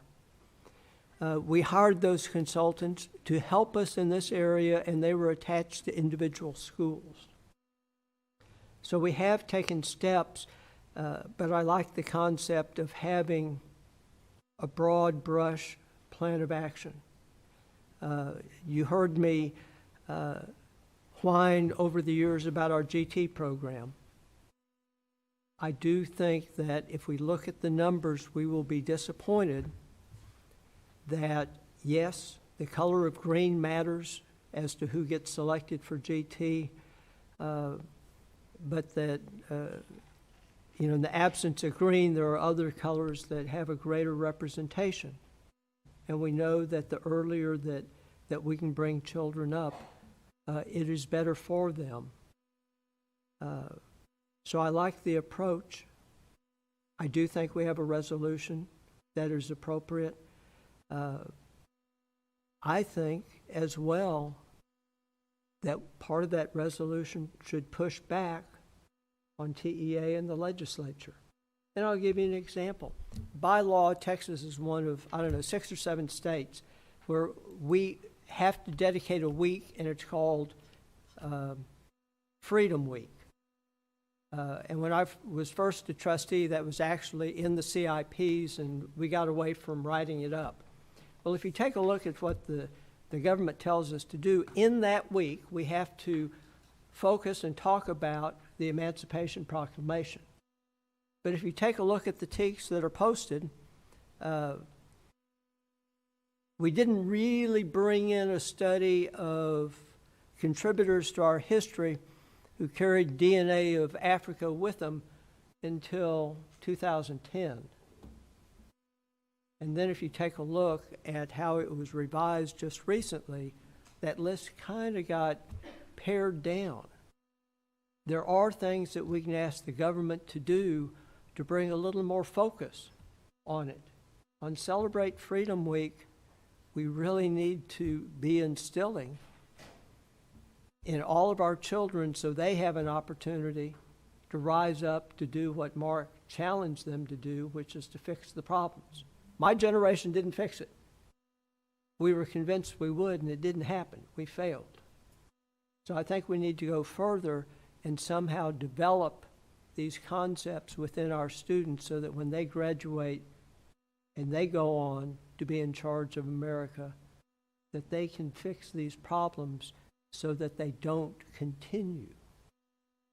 So I would add that we go back into Linda's backyard on curriculum and ask the state, add something here, folks. We can do it ourselves, but we know with high-stakes testing we'll be heavily penalized. But if we have the state do it, it'll have more of an impact. So thank you, Bob. And Mark, thank you for you and Bob for putting this on the agenda. Yes. Appreciate it. Ms. Blacksher.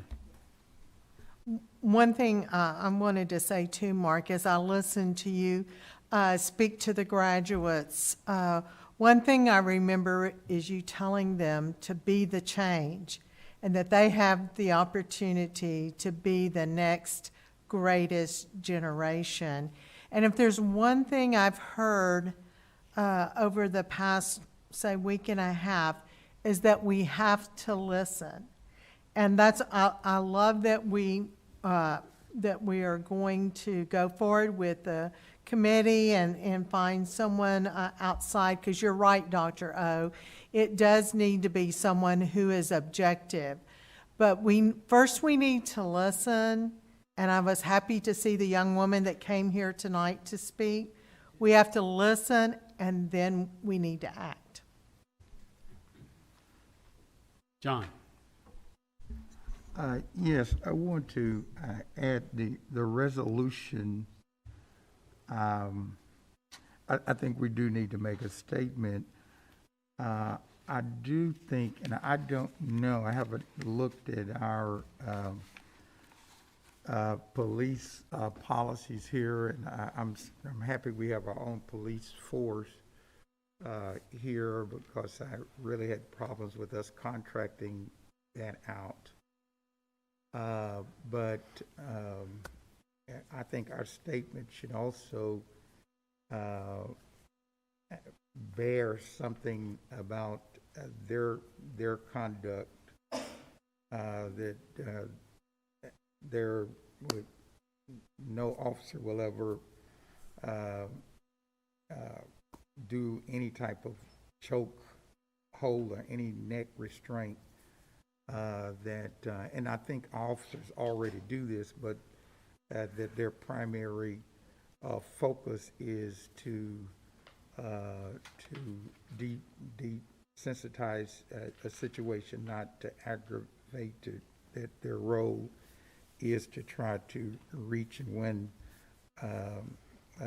out a situation rather than to aggravate it. But I think since the George Floyd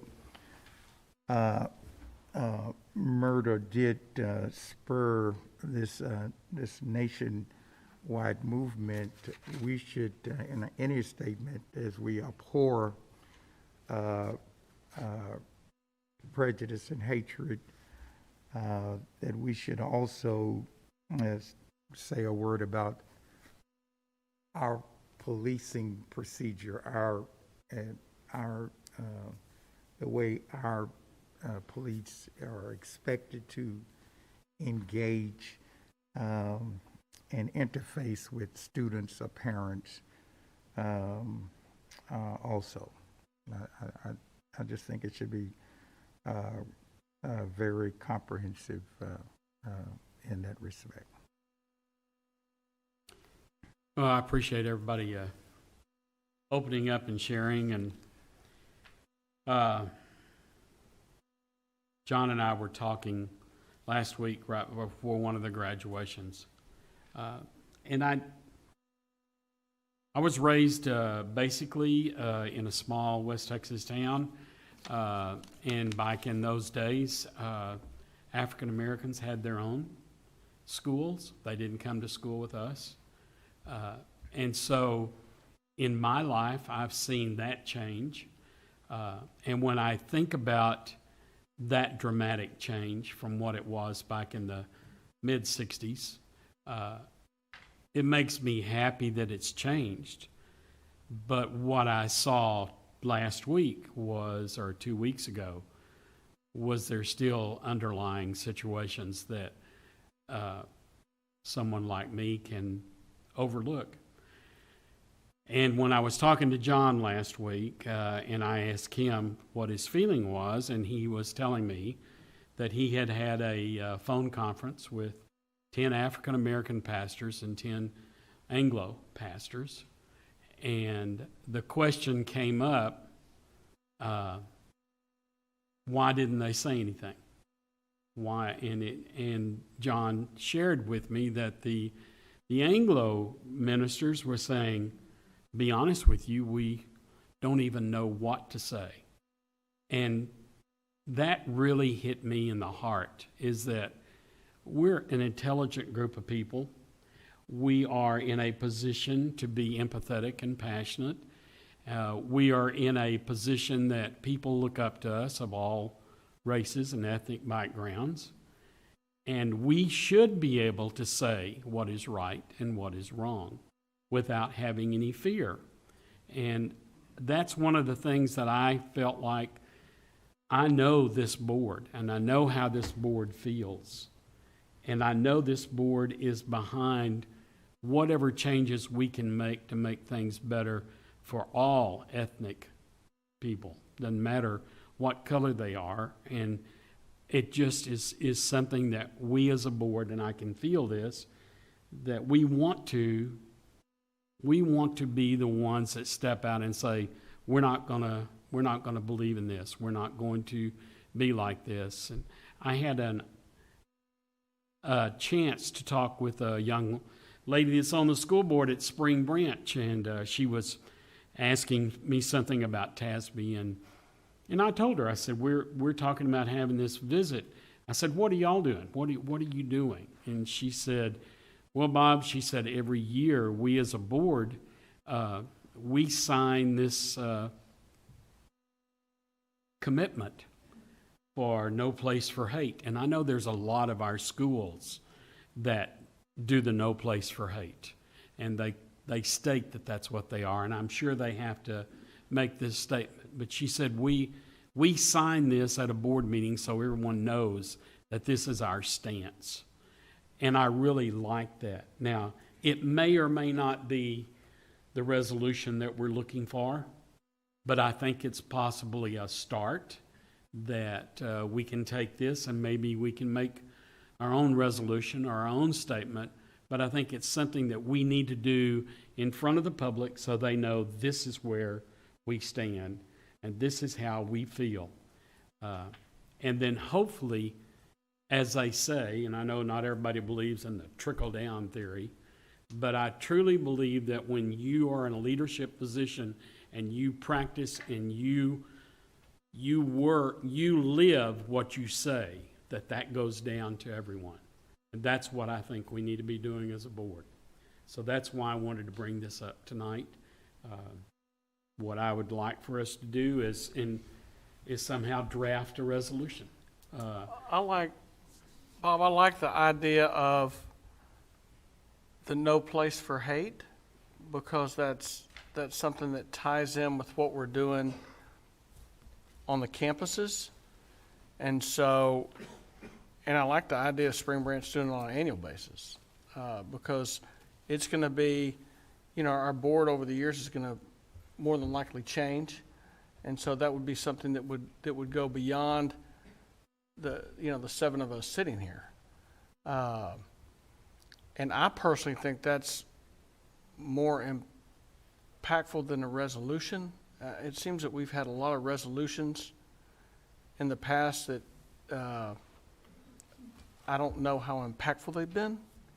And I think when you tie in that no place for hate, and it's also tied into what our campuses are doing, that's just a good reflection overall, in my opinion. But that's just my opinion. Do you want me to read this? Do you want to hear what this commitment is that they say, and there's no place for hate? Do you know it? And I don't know, is this something the schools, when they're a no place for hate, is this the commitment they make? Do they have this posted somewhere? Can somebody tell me that? Okay, all right. And it may be. I wasn't paying attention, once again. It basically says, I pledge from this day forward to do my best to combat prejudice and to stop those who, because of hate or ignorance, would hurt anyone or violate their civil rights. I will try at all times to be aware of my own biases and seek to gain understanding of those who perceive as being different from myself. I will speak out against all forms of prejudice and discrimination. I will reach out to support those who are targets of hate. I will think about specific ways my community members can promote respect for people and create a prejudice-free zone. I firmly believe that one person can make a difference and that no person can be an innocent bystander when it comes to opposing hate. By signing this pledge, I commit myself to creating a community that is no place for hate. I liked it. That was just me. Well, I think it also, because something that Julie brought up that I didn't think about when we're talking about the equity, if you look at kids that maybe have an alternative lifestyle that's not in the norm, whether it be transgender or some of those, that also encompasses that. We're not just talking about diversity in regards to race. That's a pretty broad statement, actually, and I think it hits a lot of areas. Well, it's their norm, Don. It might not be your norm. It's their norm. Well, no. Yeah, but I appreciate your saying that it would be more inclusive. Yes. Right, right, agreed. And I think the no place for hate has different verbiage depending on the level, elementary, secondary, middle, right? Is that correct? So there may be some more words, more other statements that we can use to help build upon what you read, Bob. Okay. Well, then this is what I'm going to do. I'll take presidential privilege, and I'm going to ask John, and I'm going to ask Gilbert, and I'm going to ask Julie to take this and come up with our statement. And it may be incorporating this into whatever y'all feel like, but I would appreciate it if y'all would take that on as a task. We may not have it for Tuesday, but we will have it before we start school in August. Is that okay with you three, that I appointed you to that? Do I have that privilege, Marty? Okay, I've got that privilege. Y'all okay? Okay. Thank y'all very much. Thank you for being open and honest and candid. I need to make sure, though, will this item be on Tuesday's agenda? Or or if I have, because I have more to say, if I have to say something, I'll just say it during board comments, but, I don't mind having this as continued discussion. okay. John? Right, Dr. O, it's on for, anything on the agenda can be discussed on All right. Monday or Tuesday, and as a discussion item. Okay. it can We'll be just talked plan on going on with, if the people have got more to add, then that's what we'll do. Okay. Okay? All right, thank you. We'll move on to the action items and consent. The board will consider approving the minutes of the May 11th, 2020 regular board meeting. And now the board will now review the following non-consent action items. Did anybody need to make any changes on? Well, we vote on that. Never mind. I don't know what I'm doing. I got out of mind. All right, number 9, action items. Y'all need to stay for the rest of this meeting because I probably lost it. I'm just saying. 9, action items, non-consensus. 9A, the board will consider approving the budget amendments for the period of April 1st, 2020 through June 30th, 2020. Questions only. Does anyone have any questions for Karen? Can we move this to consent? Is that okay? Move it to consent. 9B, the board consider the adoption of the 2020-2021 budget. Again, any questions for Karen? I think this ought to stand alone. What do you think? I agree. Okay, that will stand alone. 9C, the board consider approving a list of qualified financial institutions, brokers, dealers, investment pools, and investment advisors that are authorized to engage in investment transactions with the district. Any questions for Karen on this? Mr. Covey, we may want to leave that as a standalone item because I have given Mr. Jackson some advice about abstaining, and he may want to make a statement in that regard. Okay. Just Now, because do of some ownership interest he has, and or make he that can explain standalone, his but own. Tom, you had some questions? You were going to recuse? Okay, we'll have that standalone. Thank you. Can I ask a question? Yes, sir. Karen, is there anyone not on this list that was on last year? No, everybody, it's the same people on the list, and then we did add one investment pool to the list that's has more more governmental type funds. Because of what's going on in the market, we decided to add something that's a little more secure, and we're going to move some things around. Okay. All right. Thank you. Okay, that's going to stand alone. 9D, the board will consider a resolution approving the district's investment policy and investment strategy, the investment officers of the district, the independent sources of instruction relating to investment responsibilities for the investment officers of the district, and investment training hours. Does anyone have any questions for Karen on this? Can we move that to consent? Okay. 9E, the board consider approving a resolution for the commitment of the district's fund balance. Anyone have any questions for Karen? Can we move that to consent? We better. Okay. 9F, the board will consider approving on second reading additions, revisions, and deletions to district policies. 1, CE local annual operating budget revise. 2, FDB local admissions, intra-district transfers, and classroom assignments revise. 3, FM local student activities revise. Questions only. Anyone have any questions for Karen or the group? Can we move to consent? I'm moving to consent. 9G, the board consider approving the TEA instructional materials inventory requirement waiver for the 2019-2020 school year due to COVID-19. Any questions for Christy? Anyone? Can we move to consent? Is that okay? 9H, the board will consider modifying the 2020-2021 approved instructional calendar to help minimize instructional disruptions and adjust for learning loss in the event of future school closures as a result of COVID-19 pandemic. We do have a presentation. She's up. Good evening, board members and Dr. Henry. As President Covey said this evening, we do want to visit with you and talk to you about a proposal to modify the board-approved 2020-2021 instructional calendar that you approved, I believe, in January. And that was obviously before we faced the COVID-19 pandemic. So these modifications are to address concerns that have arisen as a result of the COVID-19 pandemic.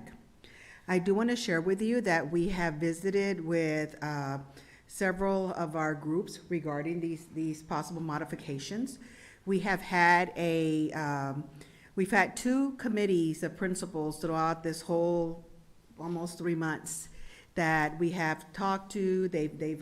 We've shared ideas that we're considering, and they've given us suggestions as well. And so we've had I've called them our elementary COVID-19 committee, principals committee, and our secondary COVID-19 principals committee. And so we visited with both of those groups. We also called back our 2020-2021 calendar committee. And so we wanted to visit with them as well. And as you may recall, that calendar committee represents our community. And so we have teachers, we have campus administrators, we have parents, we have community members and business members, right along with district staff. So we wanted to make sure that we also talk to them about these modifications that we're bringing to you today. And then we also visited with the entire CFISD principal group and also talked to them about the possible modifications that we were bringing to you this evening. So I'd like to start by sharing, whoops, hold on. There we go. I'd like to start by sharing that by the time the school year ended, our students had received 52 days of instruction outside of their classrooms without a teacher, face-to-face teacher, every single day. And so that certainly is a concern, not only of mine, but of our principals, of our entire district. That represents almost a third of the school year, 30%. So I know that you share that concern as well. And so we thought about some possible ideas that we could bring and make modifications to our calendar that would help support our students' learning and those gaps being closed. Now, you have heard by now the Commissioner of Education, Commissioner Moran, talk about several different calendars that he is suggesting. And while we do agree with him that there is certainly a possibility that we might have a resurgence of the COVID-19 virus, and that there may be some short-term disruptions throughout the 2020-21 school year. We also recognize that we need to make adjustments to our calendar to help address these disruptions and minimize them. And that we also need to have opportunities within our calendar that are going to provide our teachers, our schools, with opportunity to adjust for learning for our students with lost instruction. Now, the Commissioner has talked about really 2 main calendars. One is a year-round calendar. And with a year-round calendar, basically, students go to school 11 out of 12 months. There are more breaks that are built throughout the school year.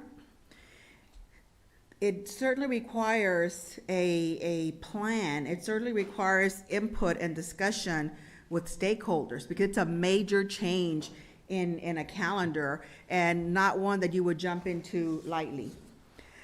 There would be additional costs, specifically to staff with a year-round calendar. And some of you may have been in the district or even maybe on the board when the district did try year-round calendar, and there were many concerns. In fact, it didn't last very long. Didn't last very long. The other calendar that he is suggesting is an intersessional calendar. very much like the year-round calendar. There's a lot of commonalities there. With this calendar, basically, the school year would start at the very beginning of August, or possibly the end of July. Again, longer breaks would be part of this calendar. There's, just like with the year-round school, there's a concern with our parents and their needs. It's very unlikely that our parents would also have a work schedule that was an intersessional work schedule. And the commissioner has shared that state testing, the testing calendar, the STAR, the EOCs, the paper copy, which is basically what we use in this district, those dates are not changing. They would still occur March and August, some in May. I'm sorry, what did I say? August, thank you. March and April, thank you, Dr. Andrew. March and April and some in May. And they are going to make a change with the online version of the STAR assessment, and are moving it later, or expanding it to later in June. However, we have a very small percent that actually participate in the online version. It's some, not all, some of our special ed students for the most part.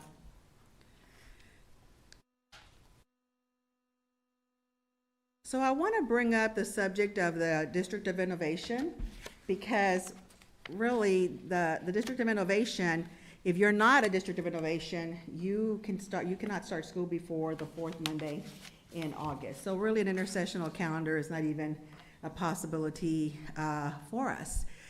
You may recall that we talked about applying or submitting the District of Innovation plan. But at that time, the reason that we were doing that was because we thought there might be an opportunity for an alternate health insurance for our staff. Karen Smith quickly did research and found out that nope, that was not going to be an exception to the law that was going to be applied. And we also had some of our teacher organizations that had some concerns, because some of the exceptions to the law concern things like the duty-free lunch or the planning time, or even certifications for our teachers. So as I said, we are not a DOI, so our start date cannot be any earlier than the fourth Monday in May. Here's a sample of an intersessional calendar that's on the TEA website. So you can see that starts way at the very beginning of August. Sometimes I said July, and it goes through almost all of June. There's some information on the website that talks about one of the advantages of an intersessional calendar is that you don't have to go into the summer months. Well, I disagree with that, because if you look at that, you're going through all of August and most of June. So as we looked at why the commissioner was recommending a intersessional calendar or a year-round calendar, what are his reasons? What's the purpose? What does he see as the outcome of this? This is pretty much what we found. In his documents on the TA website, if you read through that, his main rationale for this is he feels that these two calendars will minimize disruptions to student learning, that it will lend to adjustments for learning loss, that it will provide opportunities for remediation, that it will provide dedicated learning time focused on struggling students, that it provides opportunities to minimize the summer slide, and that it also provides extra days and makeup days in case there is a resurgence of the COVID-19. So we thought about, okay, so can we accomplish all of this without disrupting our entire calendar, but with making some modifications to our calendar? And so that's what I really want to talk to you about for the rest of this presentation. So this is the board-approved calendar that what you approved in January. What we are recommending is that we add 15 minutes to the instructional day.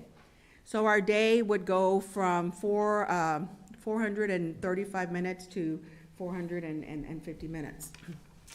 Now, what does that do to the day, or what does that do as far as minutes? Remember that we function based on state law on minutes, not on days, okay? So when we add 15 minutes to the instructional calendar, this is what happens. The darker blue is our current approved calendar, which you've approved. The lighter is the proposed modifications to the calendar. So you can see with the first line that in both calendars, there are 172 days of instruction. That doesn't change the number of days of instruction.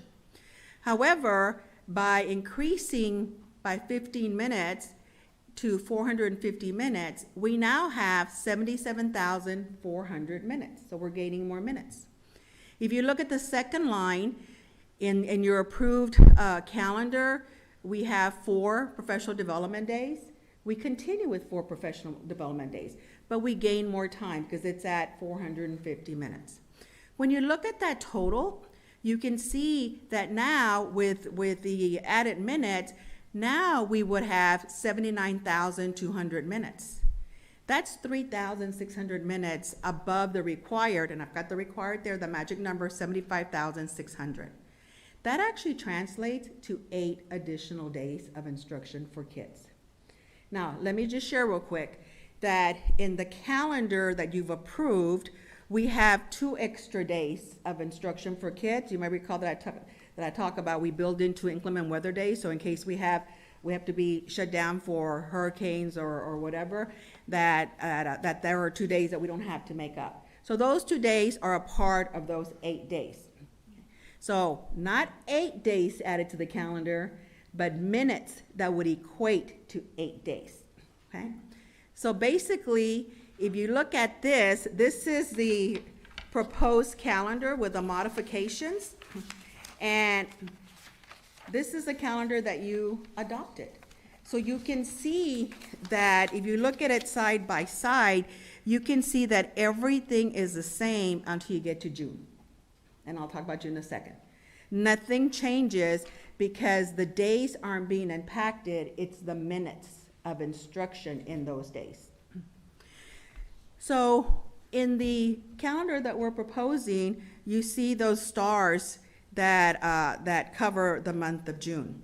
And then if you look on the left where it says important dates and look at the very bottom, you can see those are dates we want to make sure the community knows, that our parents know, that if we have some major school closures, those would be our makeup days. So in essence, if the district had to close down for 5 days because of resurgence of the COVID-19, we wouldn't have to make up 5 days because we have 8 days built into the calendar. But if the district had to close down for 10 days, we only have 8 built into the calendar. So we would have to go into June and pick up those first two days that have the stars on it. Okay? So we may need them or we may not need them because we don't know what's going to happen. So 15 minutes added to the calendar. I do want to share with you that we are also looking at adding 15 minutes to the teacher work schedule. And let me give you just a little bit of history. In 2016 and 17 is when the state changed from days to minutes. And so at that time, we also added 15 minutes to the instructional day. And however, we didn't add 15 minutes to the teacher duty time. So typically our teachers have had before this 60 minutes of time that is basically duty type time. So it's time that is without students. It's not part of their planning, it's not part of their duty-free lunch. It's time when they help with, or when they have the duties of, for example, car rider or bus rider or staff meetings, maybe some tutoring, calling parents, things like that. And this year, what we did was we took 15 minutes from the teacher non-student time. So now right now they have 45 minutes of non-student time. So that's their time, as I said, for duties or for staffing. So we went from 1 hour to 45 minutes because we didn't add any additional time to their duty time. So now that we're adding another 15 minutes, if we don't add 15 minutes to the teacher duty time, then we would only have 30 minutes of time for the different duties, which is not enough time to be able to cover all of those duties and have the safety that we need for our students. So we would be adding 15 minutes to the teacher the duty time so that we could maintain those 45 minutes of non-student time. At elementary, as I said, we're adding the 15 minutes. At high school, we're actually adding 10 minutes because high school all along has had 5 more minutes than what our elementary and middle school has had. So they are already at 440 minutes. So we would add 10 more minutes so that every level would be at 450 minutes. So let's talk a little bit about the time, because I think it's important that if we're going to add time, if we're going to look at how we're going to close the gaps, we have to have a plan for that, and we have to have a plan that we can monitor and we can assess as well. So our campuses, our elementary, middle school, we're adding 15 minutes.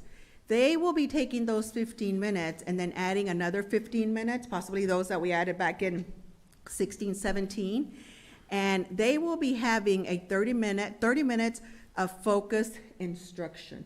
At elementary, it'll be every day, and middle school will be 4 out of the 5 days. And that instruction, those 30 minutes daily or 4 out of the 5 days for middle school, will focus on the students' needs, on those gaps that were created. It'll be targeted instruction. Now, if we have students who do not need that targeted instruction, then those minutes will be used to be able to help our students to address the meets and masters and get them up to the different levels. So it's focused instructional time targeted to the needs of students, almost personalized instruction for our students. And we will continue to extend our summer school time. So right now, our summer school for many programs are going through the end of July. And we will continue to also have more offerings for our students. I'll talk a little bit more about that on Tuesday when we do our update.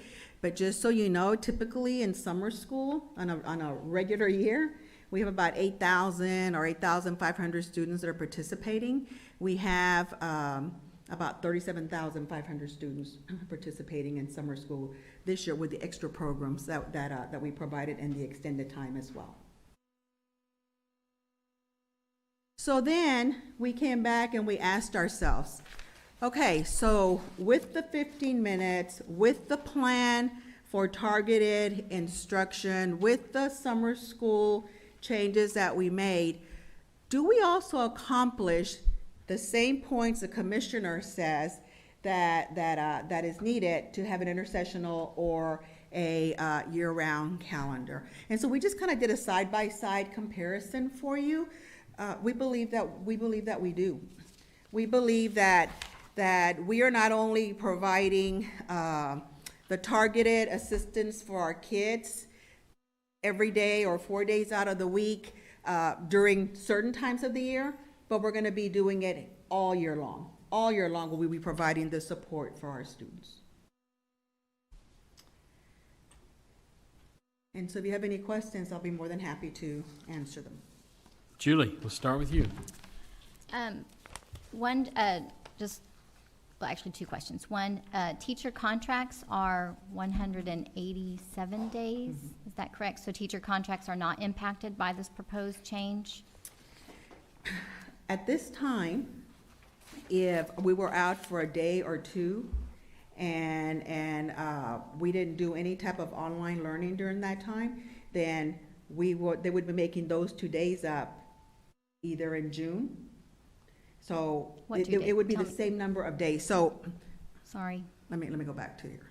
2 days. Oh, the 2 I'm days. just, Got it. Nope. I'm just Okay. making up a number. Okay. That if we had to shut the district down or a school down for, let's say, 2 days, Okay. okay? So let's say 2 days, that means teachers are not working those 2 days. So when we would make up those days, they would make up the days that they didn't work. Okay. But we're not asking them to work more, if we're not, if we, this is 172 days of instruction, plus the PD days. We're not asking them to work more days, but they are working more minutes each day. With this proposal, they're working more minutes, 15 more minutes. Correct, which adds up to 8 days, but that's still within That 187 is days. correct. We're not adding days. Right. We're adding the minutes that equate those days into the calendar. Got it, okay. Thank you. And then graduations are already scheduled for seniors, so they would finish, if we go into June, we would still graduate when we're planned. We would just get those seniors finished in time. Is that correct? We would, Deborah, I don't know if you wanna, What would we do? Probably not. We would have to back graduations up. Okay, which we have experience doing that. Yes. Okay. We do. Right, drying off the seats. Yes. Right? Yeah, okay, so that's how we would handle that. Okay. That's the only questions I have so far. Okay. We like this approach because how do you predict when there's going to be an outbreak and you have these intercessions and it happens right after you come back from an intercession? It doesn't, I'm not going to say it doesn't make sense. I don't think it would be well received in our district. And you have to account for or parents have to account for childcare. At times they're not used to accounting for childcare. So we're kind of building up our days on the front end, Right. hoping we don't have to go to June. Right. But No, that makes sense. And from what I've heard from neighbors and friends and random strangers, that in terms of being able to provide childcare for their kiddos, for working parents, it makes there's been a lot of support for keeping the calendar as we have it. Anyone else? John? Just to kind of follow up on that, this stays within, I mean, we have a calendar committee that goes and you know, surveys what our community wants in that, and we're sticking with that. So this was a great idea by you, Linda. Mark says the first one of the year, but I said, no, she has a lot of them. So I thought it was awesome. It's a team effort, and a lot of going back and forth and answering the questions. Are we able to accomplish the same points? Ms. Blatcher? Thank you, Dr. Macias, for all the hard work and thought that went into this, and I love it. I can see the benefit to our students by adding the 15 minutes into the school day and having that time focused on them. You know, after what we've experienced this last 2.5, 3 months, it will be a true benefit to our kids. One question I would have is, have we talked to AFT or any of the teacher groups and got any input from them or comments from them about this plan? We have not talked to them specifically. Our calendar committee has some teachers on the committee. Okay. And so they didn't have any negative comments about the calendar. Okay, good. Thank you. And Ms. Blacksher, we don't think it's perfect, but we think it's preferable for teachers. Otherwise, they're going to have to tie up 11 months of their time as opposed to what we're offering. So, I agree wholeheartedly. It's a really ideal solution after what we've just experienced, and I would not want to see a repeat of year-round schooling either. and I want to add this, and Linda touched on it briefly, but we have extended summer school this year, and I think the last numbers Linda told me, we usually have 10 or 12,000 in summer school. We've got 8,000. We got 37,000 in summer school, which we're running a couple of extra weeks, and we anticipate continuing that for a couple of years just because of the gaps that were created by the last 2.5 months. Ms. Jackson? You want to go first, Go ahead, Gilbert. Yes, Linda, great job. Anything to close the gap that doctor's talking about that happened the last few months. Are we looking at this being a scenario for this 1 year? Hopefully, everything is back in place for the 2022 year and stuff. So this would just be like a 1 year hit because of the circumstances we're in. The calendar is, a yearly calendar is built every year. And there's the committee, the calendar committee with all the stakeholders I mentioned that comes together and works on the calendar. So it's a yearly calendar and we bring it to you every year to propose for adoption. But I'm assuming this is being pushed by the COVID-19 scenario. Am I right? This calendar, yes. The reason why we're bringing modifications to you is as a result of the COVID-19. Okay, so I'm just assuming once this is over, and hopefully it is over in some time, that if we choose to go back to normalcy, that option will be there. We will bring a calendar to you every year that you will be able to make a decision about. But as Dr. Henry said, this is not something that we're expecting is a 1 year closing the gap. We anticipate that this will be multiple years in closing the gap. So we would certainly work with the calendar committee to keep that in mind as they develop a committee to bring before you. Okay, thank you. Ms. Jackson? I'll echo everybody else, Linda. Good job. And we've already chatted about this, but you know me, I never get tired of chatting, right? Listening to the commissioner, I broke it down into 3 categories: resiliency, recovery, and support. I think between you and Mark, you identified why this proposed calendar is more resilient than either of the 2 recommendations of the commissioner. In terms of support, the commissioner was very clear that he did not think adding more minutes to the day was the answer. And in fact, there was a question, I suspect, from a trustee on that point, and he reiterated his position. I will note that is a tool that charters have available, and he's never said that charters shouldn't do that. So I'm a little confused with his thinking. But on that, how do our teachers and students overcome the fatigue factor and get the benefit of that focused instruction? Well, Mr. Jackson, you know, with this proposed calendar, it's not just adding 15 minutes, it's what we're doing with the time. And I think that's what makes the difference is what do we have a plan for that time and how we're going to address the needs of our students. We already have some of our schools who will do 30 minutes before, 30 minutes the first part of the day for different types of activities, projects, things of that sort. So they're going to shift their plan to be able to do the focus instruction for our kids. We even have that at middle school as well. And even at our high school, because high school's only getting 10 minutes, as you know.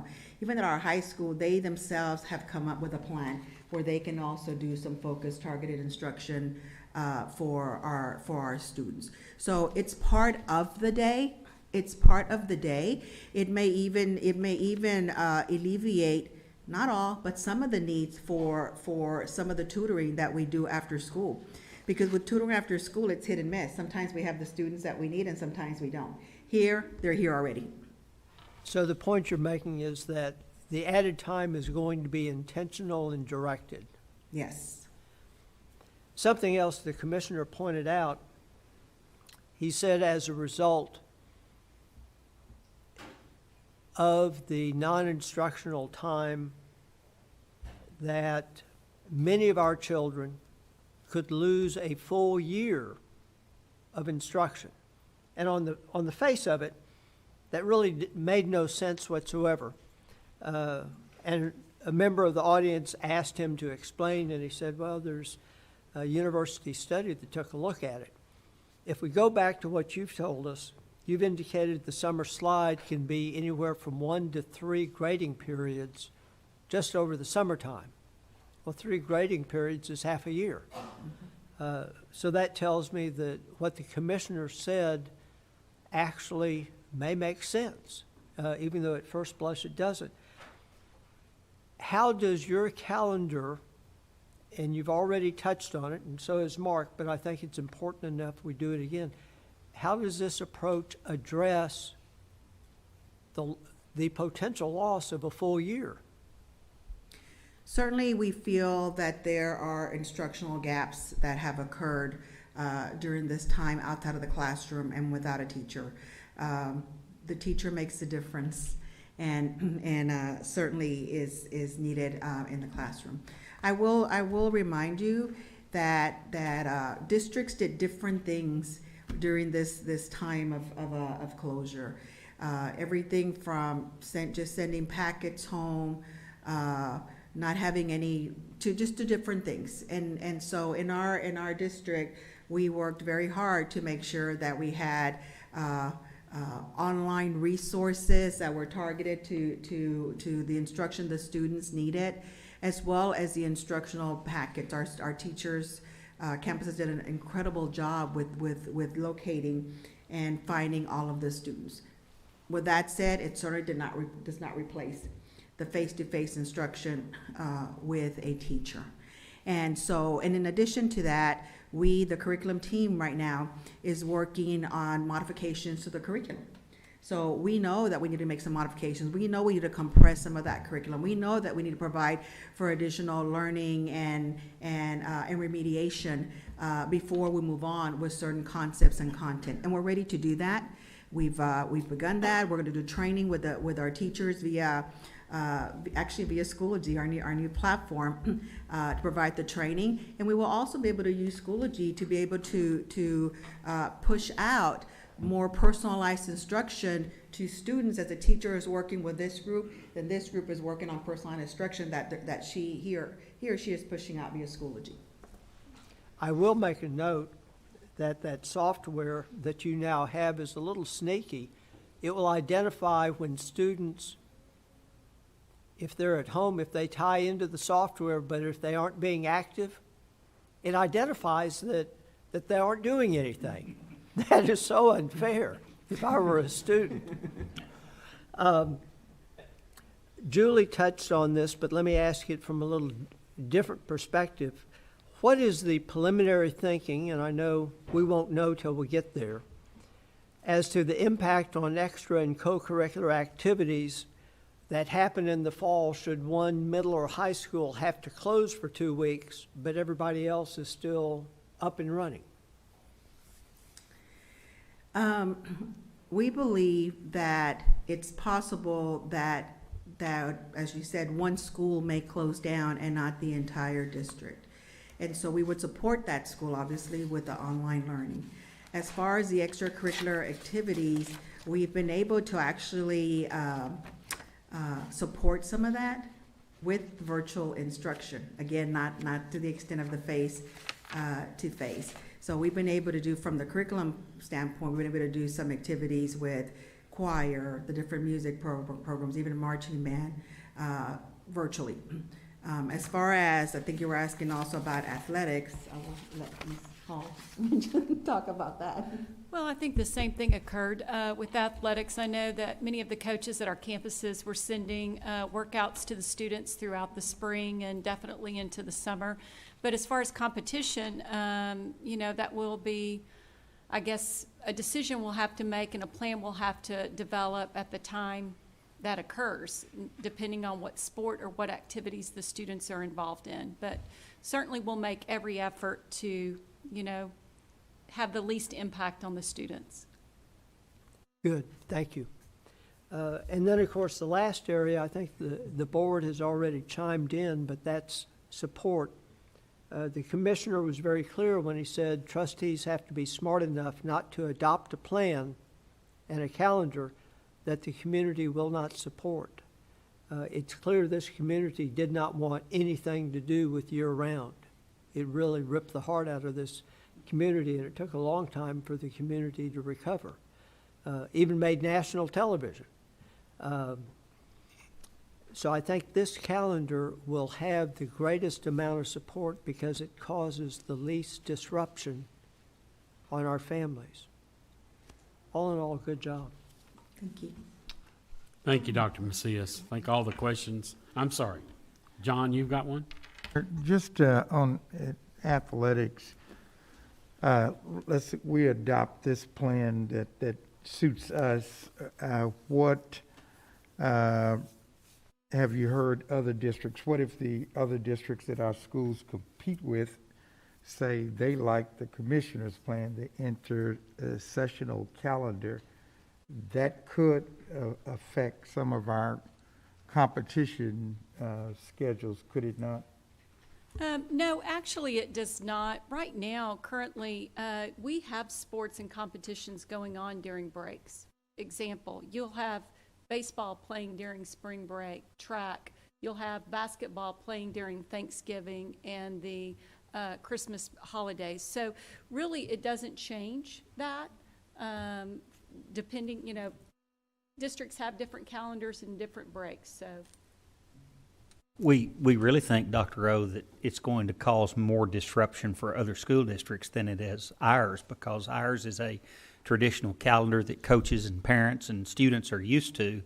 And if you're talking about a 4-week intersessional break right in the middle of, let's just say, basketball season, that creates a problem for parents getting students to practice. And, you can't plan a trip or do other things because kids are involved. So we think we'll have less disruption. Thank you, Dr. Macias. Thank you.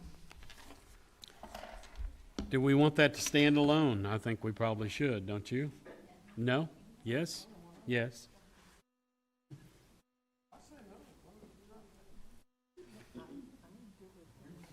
You're good with it being on consent? Well, you just moved us, Don. Okay, that's on consent. That's 2 good things you've done tonight. The board will you might want to go home now. 9I, the board will consider approving the list of advanced courses of 2020-2021. This is right in your alley there, Don. Dr. Macias, anybody got any questions for Dr. Macias? Okay, can we move that to consent? Yeah, moving along. 9J, the board will consider a request for TMEA missed days waiver for each day the district was closed as a result of COVID-19 pandemic during the 2019-2020 school year. Any questions for Dr. Macias? Can we move that to consent? Thank you. 9K, the board will consider authorizing the superintendent to execute a memorandum of understanding with Texas A&M University at Kingsville, Emerson College, and the University of Houston for speech pathology field placement. Any questions for Dr. Macias? Can we move that to consent? Thank you. 9L, the board will consider approving the shared service arrangement between Cypress-Fairbanks ISD and Lone Star College. Any questions for Dr. Heather Bergman or Katrina Nelson? Can we move that to consent? Thank you. 9M, the board will consider approving the healthcare staffing agreement with Epic Health Services, Inc., DBA Avena Healthcare, Avena, to provide private duty nursing services to students with special healthcare needs and disabilities in Cypress-Fairbanks ISD. Any questions for Roy Garcia or Christian? Move that to consent. Thank you. 9N, the board to consider approving a request for the Texas Education Agency Low Attendance Day waiver for Kirk Elementary and Truett Middle School in response to a student attendance on these 2 campuses as a result of the January 24th explosion at Watson Grinding and Manufacturing. Any questions for Dr. Ife Ugumake? Nope. All in favor of moving to consent? Okay. 9O, the board will consider approving the 2020 Harris County Protective Services interlocal agreement with Harris County Protective Services for Children and Adults, HCPSA, to provide community use services for students and families in the Cypress-Fairbanks Independent School District. Any questions for Roy Garcia or Franklin Sampson? Can we move that to consent? 9P, the board will consider awarding bids and contracts and/or authorizing purchase orders as recommended in the posted agenda items. Art and miscellaneous school supplies, athletic and all activity student accident insurance, bananas for nutrition services, CFISD UPS purchase and deployment project. 5, content filter. 6, dry groceries for nutrition services. 7, excess workers' compensation coverage renewal. 8, farm to school produce for nutrition services. 9, frozen and refrigerated foods for nutrition services. 10, fruits and vegetables for nutrition services. 11, processed produce for nutrition services. 12, school liability, privacy, and information security and automobile insurance. 13, software license and maintenance renewal expansion. 14, vending snacks for vending services. 15, whole produce for nutrition services. Any questions or concerns? Can we move that to, oh, yes? Yeah, I would ask that we leave it by its, or Set aside. set aside, because I will gonna have to abstain on that. You're going to abstain. Okay, thank you.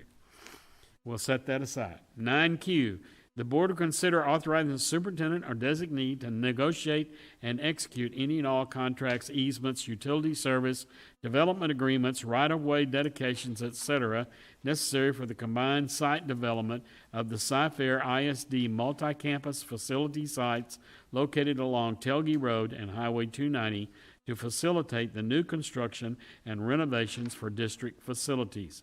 Any questions for Roy Sprague or Marty Sims? Move to consent. Thank you. 9R, the board will consider granting a sanitary sewer easement to Emerald Forest Utility District located along our north property line of the Food Production Center, Falcon Transportation Center, and authorize the superintendent or designee to negotiate and execute any and all necessary easement documents. Any questions for Roy Sprague? Can we move to consent? Thank you. 9S, the board will consider approving board members to serve as a delegate and alternate delegate to the 2020 Texas Association of School Boards Annual Delegate Assembly. Do we have anyone that wants to serve in that? Mr. Covey, I'd be happy to serve. Thank you, as a Julie. delegate. Thank you. There we go. She's nominated. I'd be happy for Julie to serve as well. I'm going to support her 100% on this one. Okay, who would like to act as the alternate? Because we do need an alternate. Gilbert? I think Gilbert should do it. Gilbert?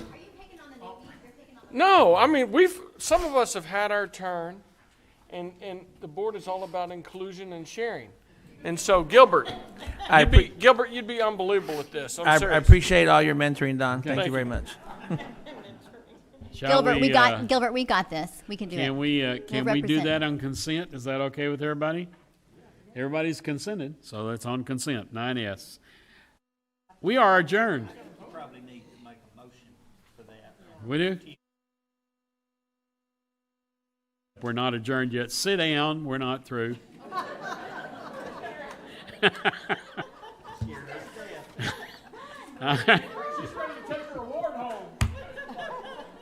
All right.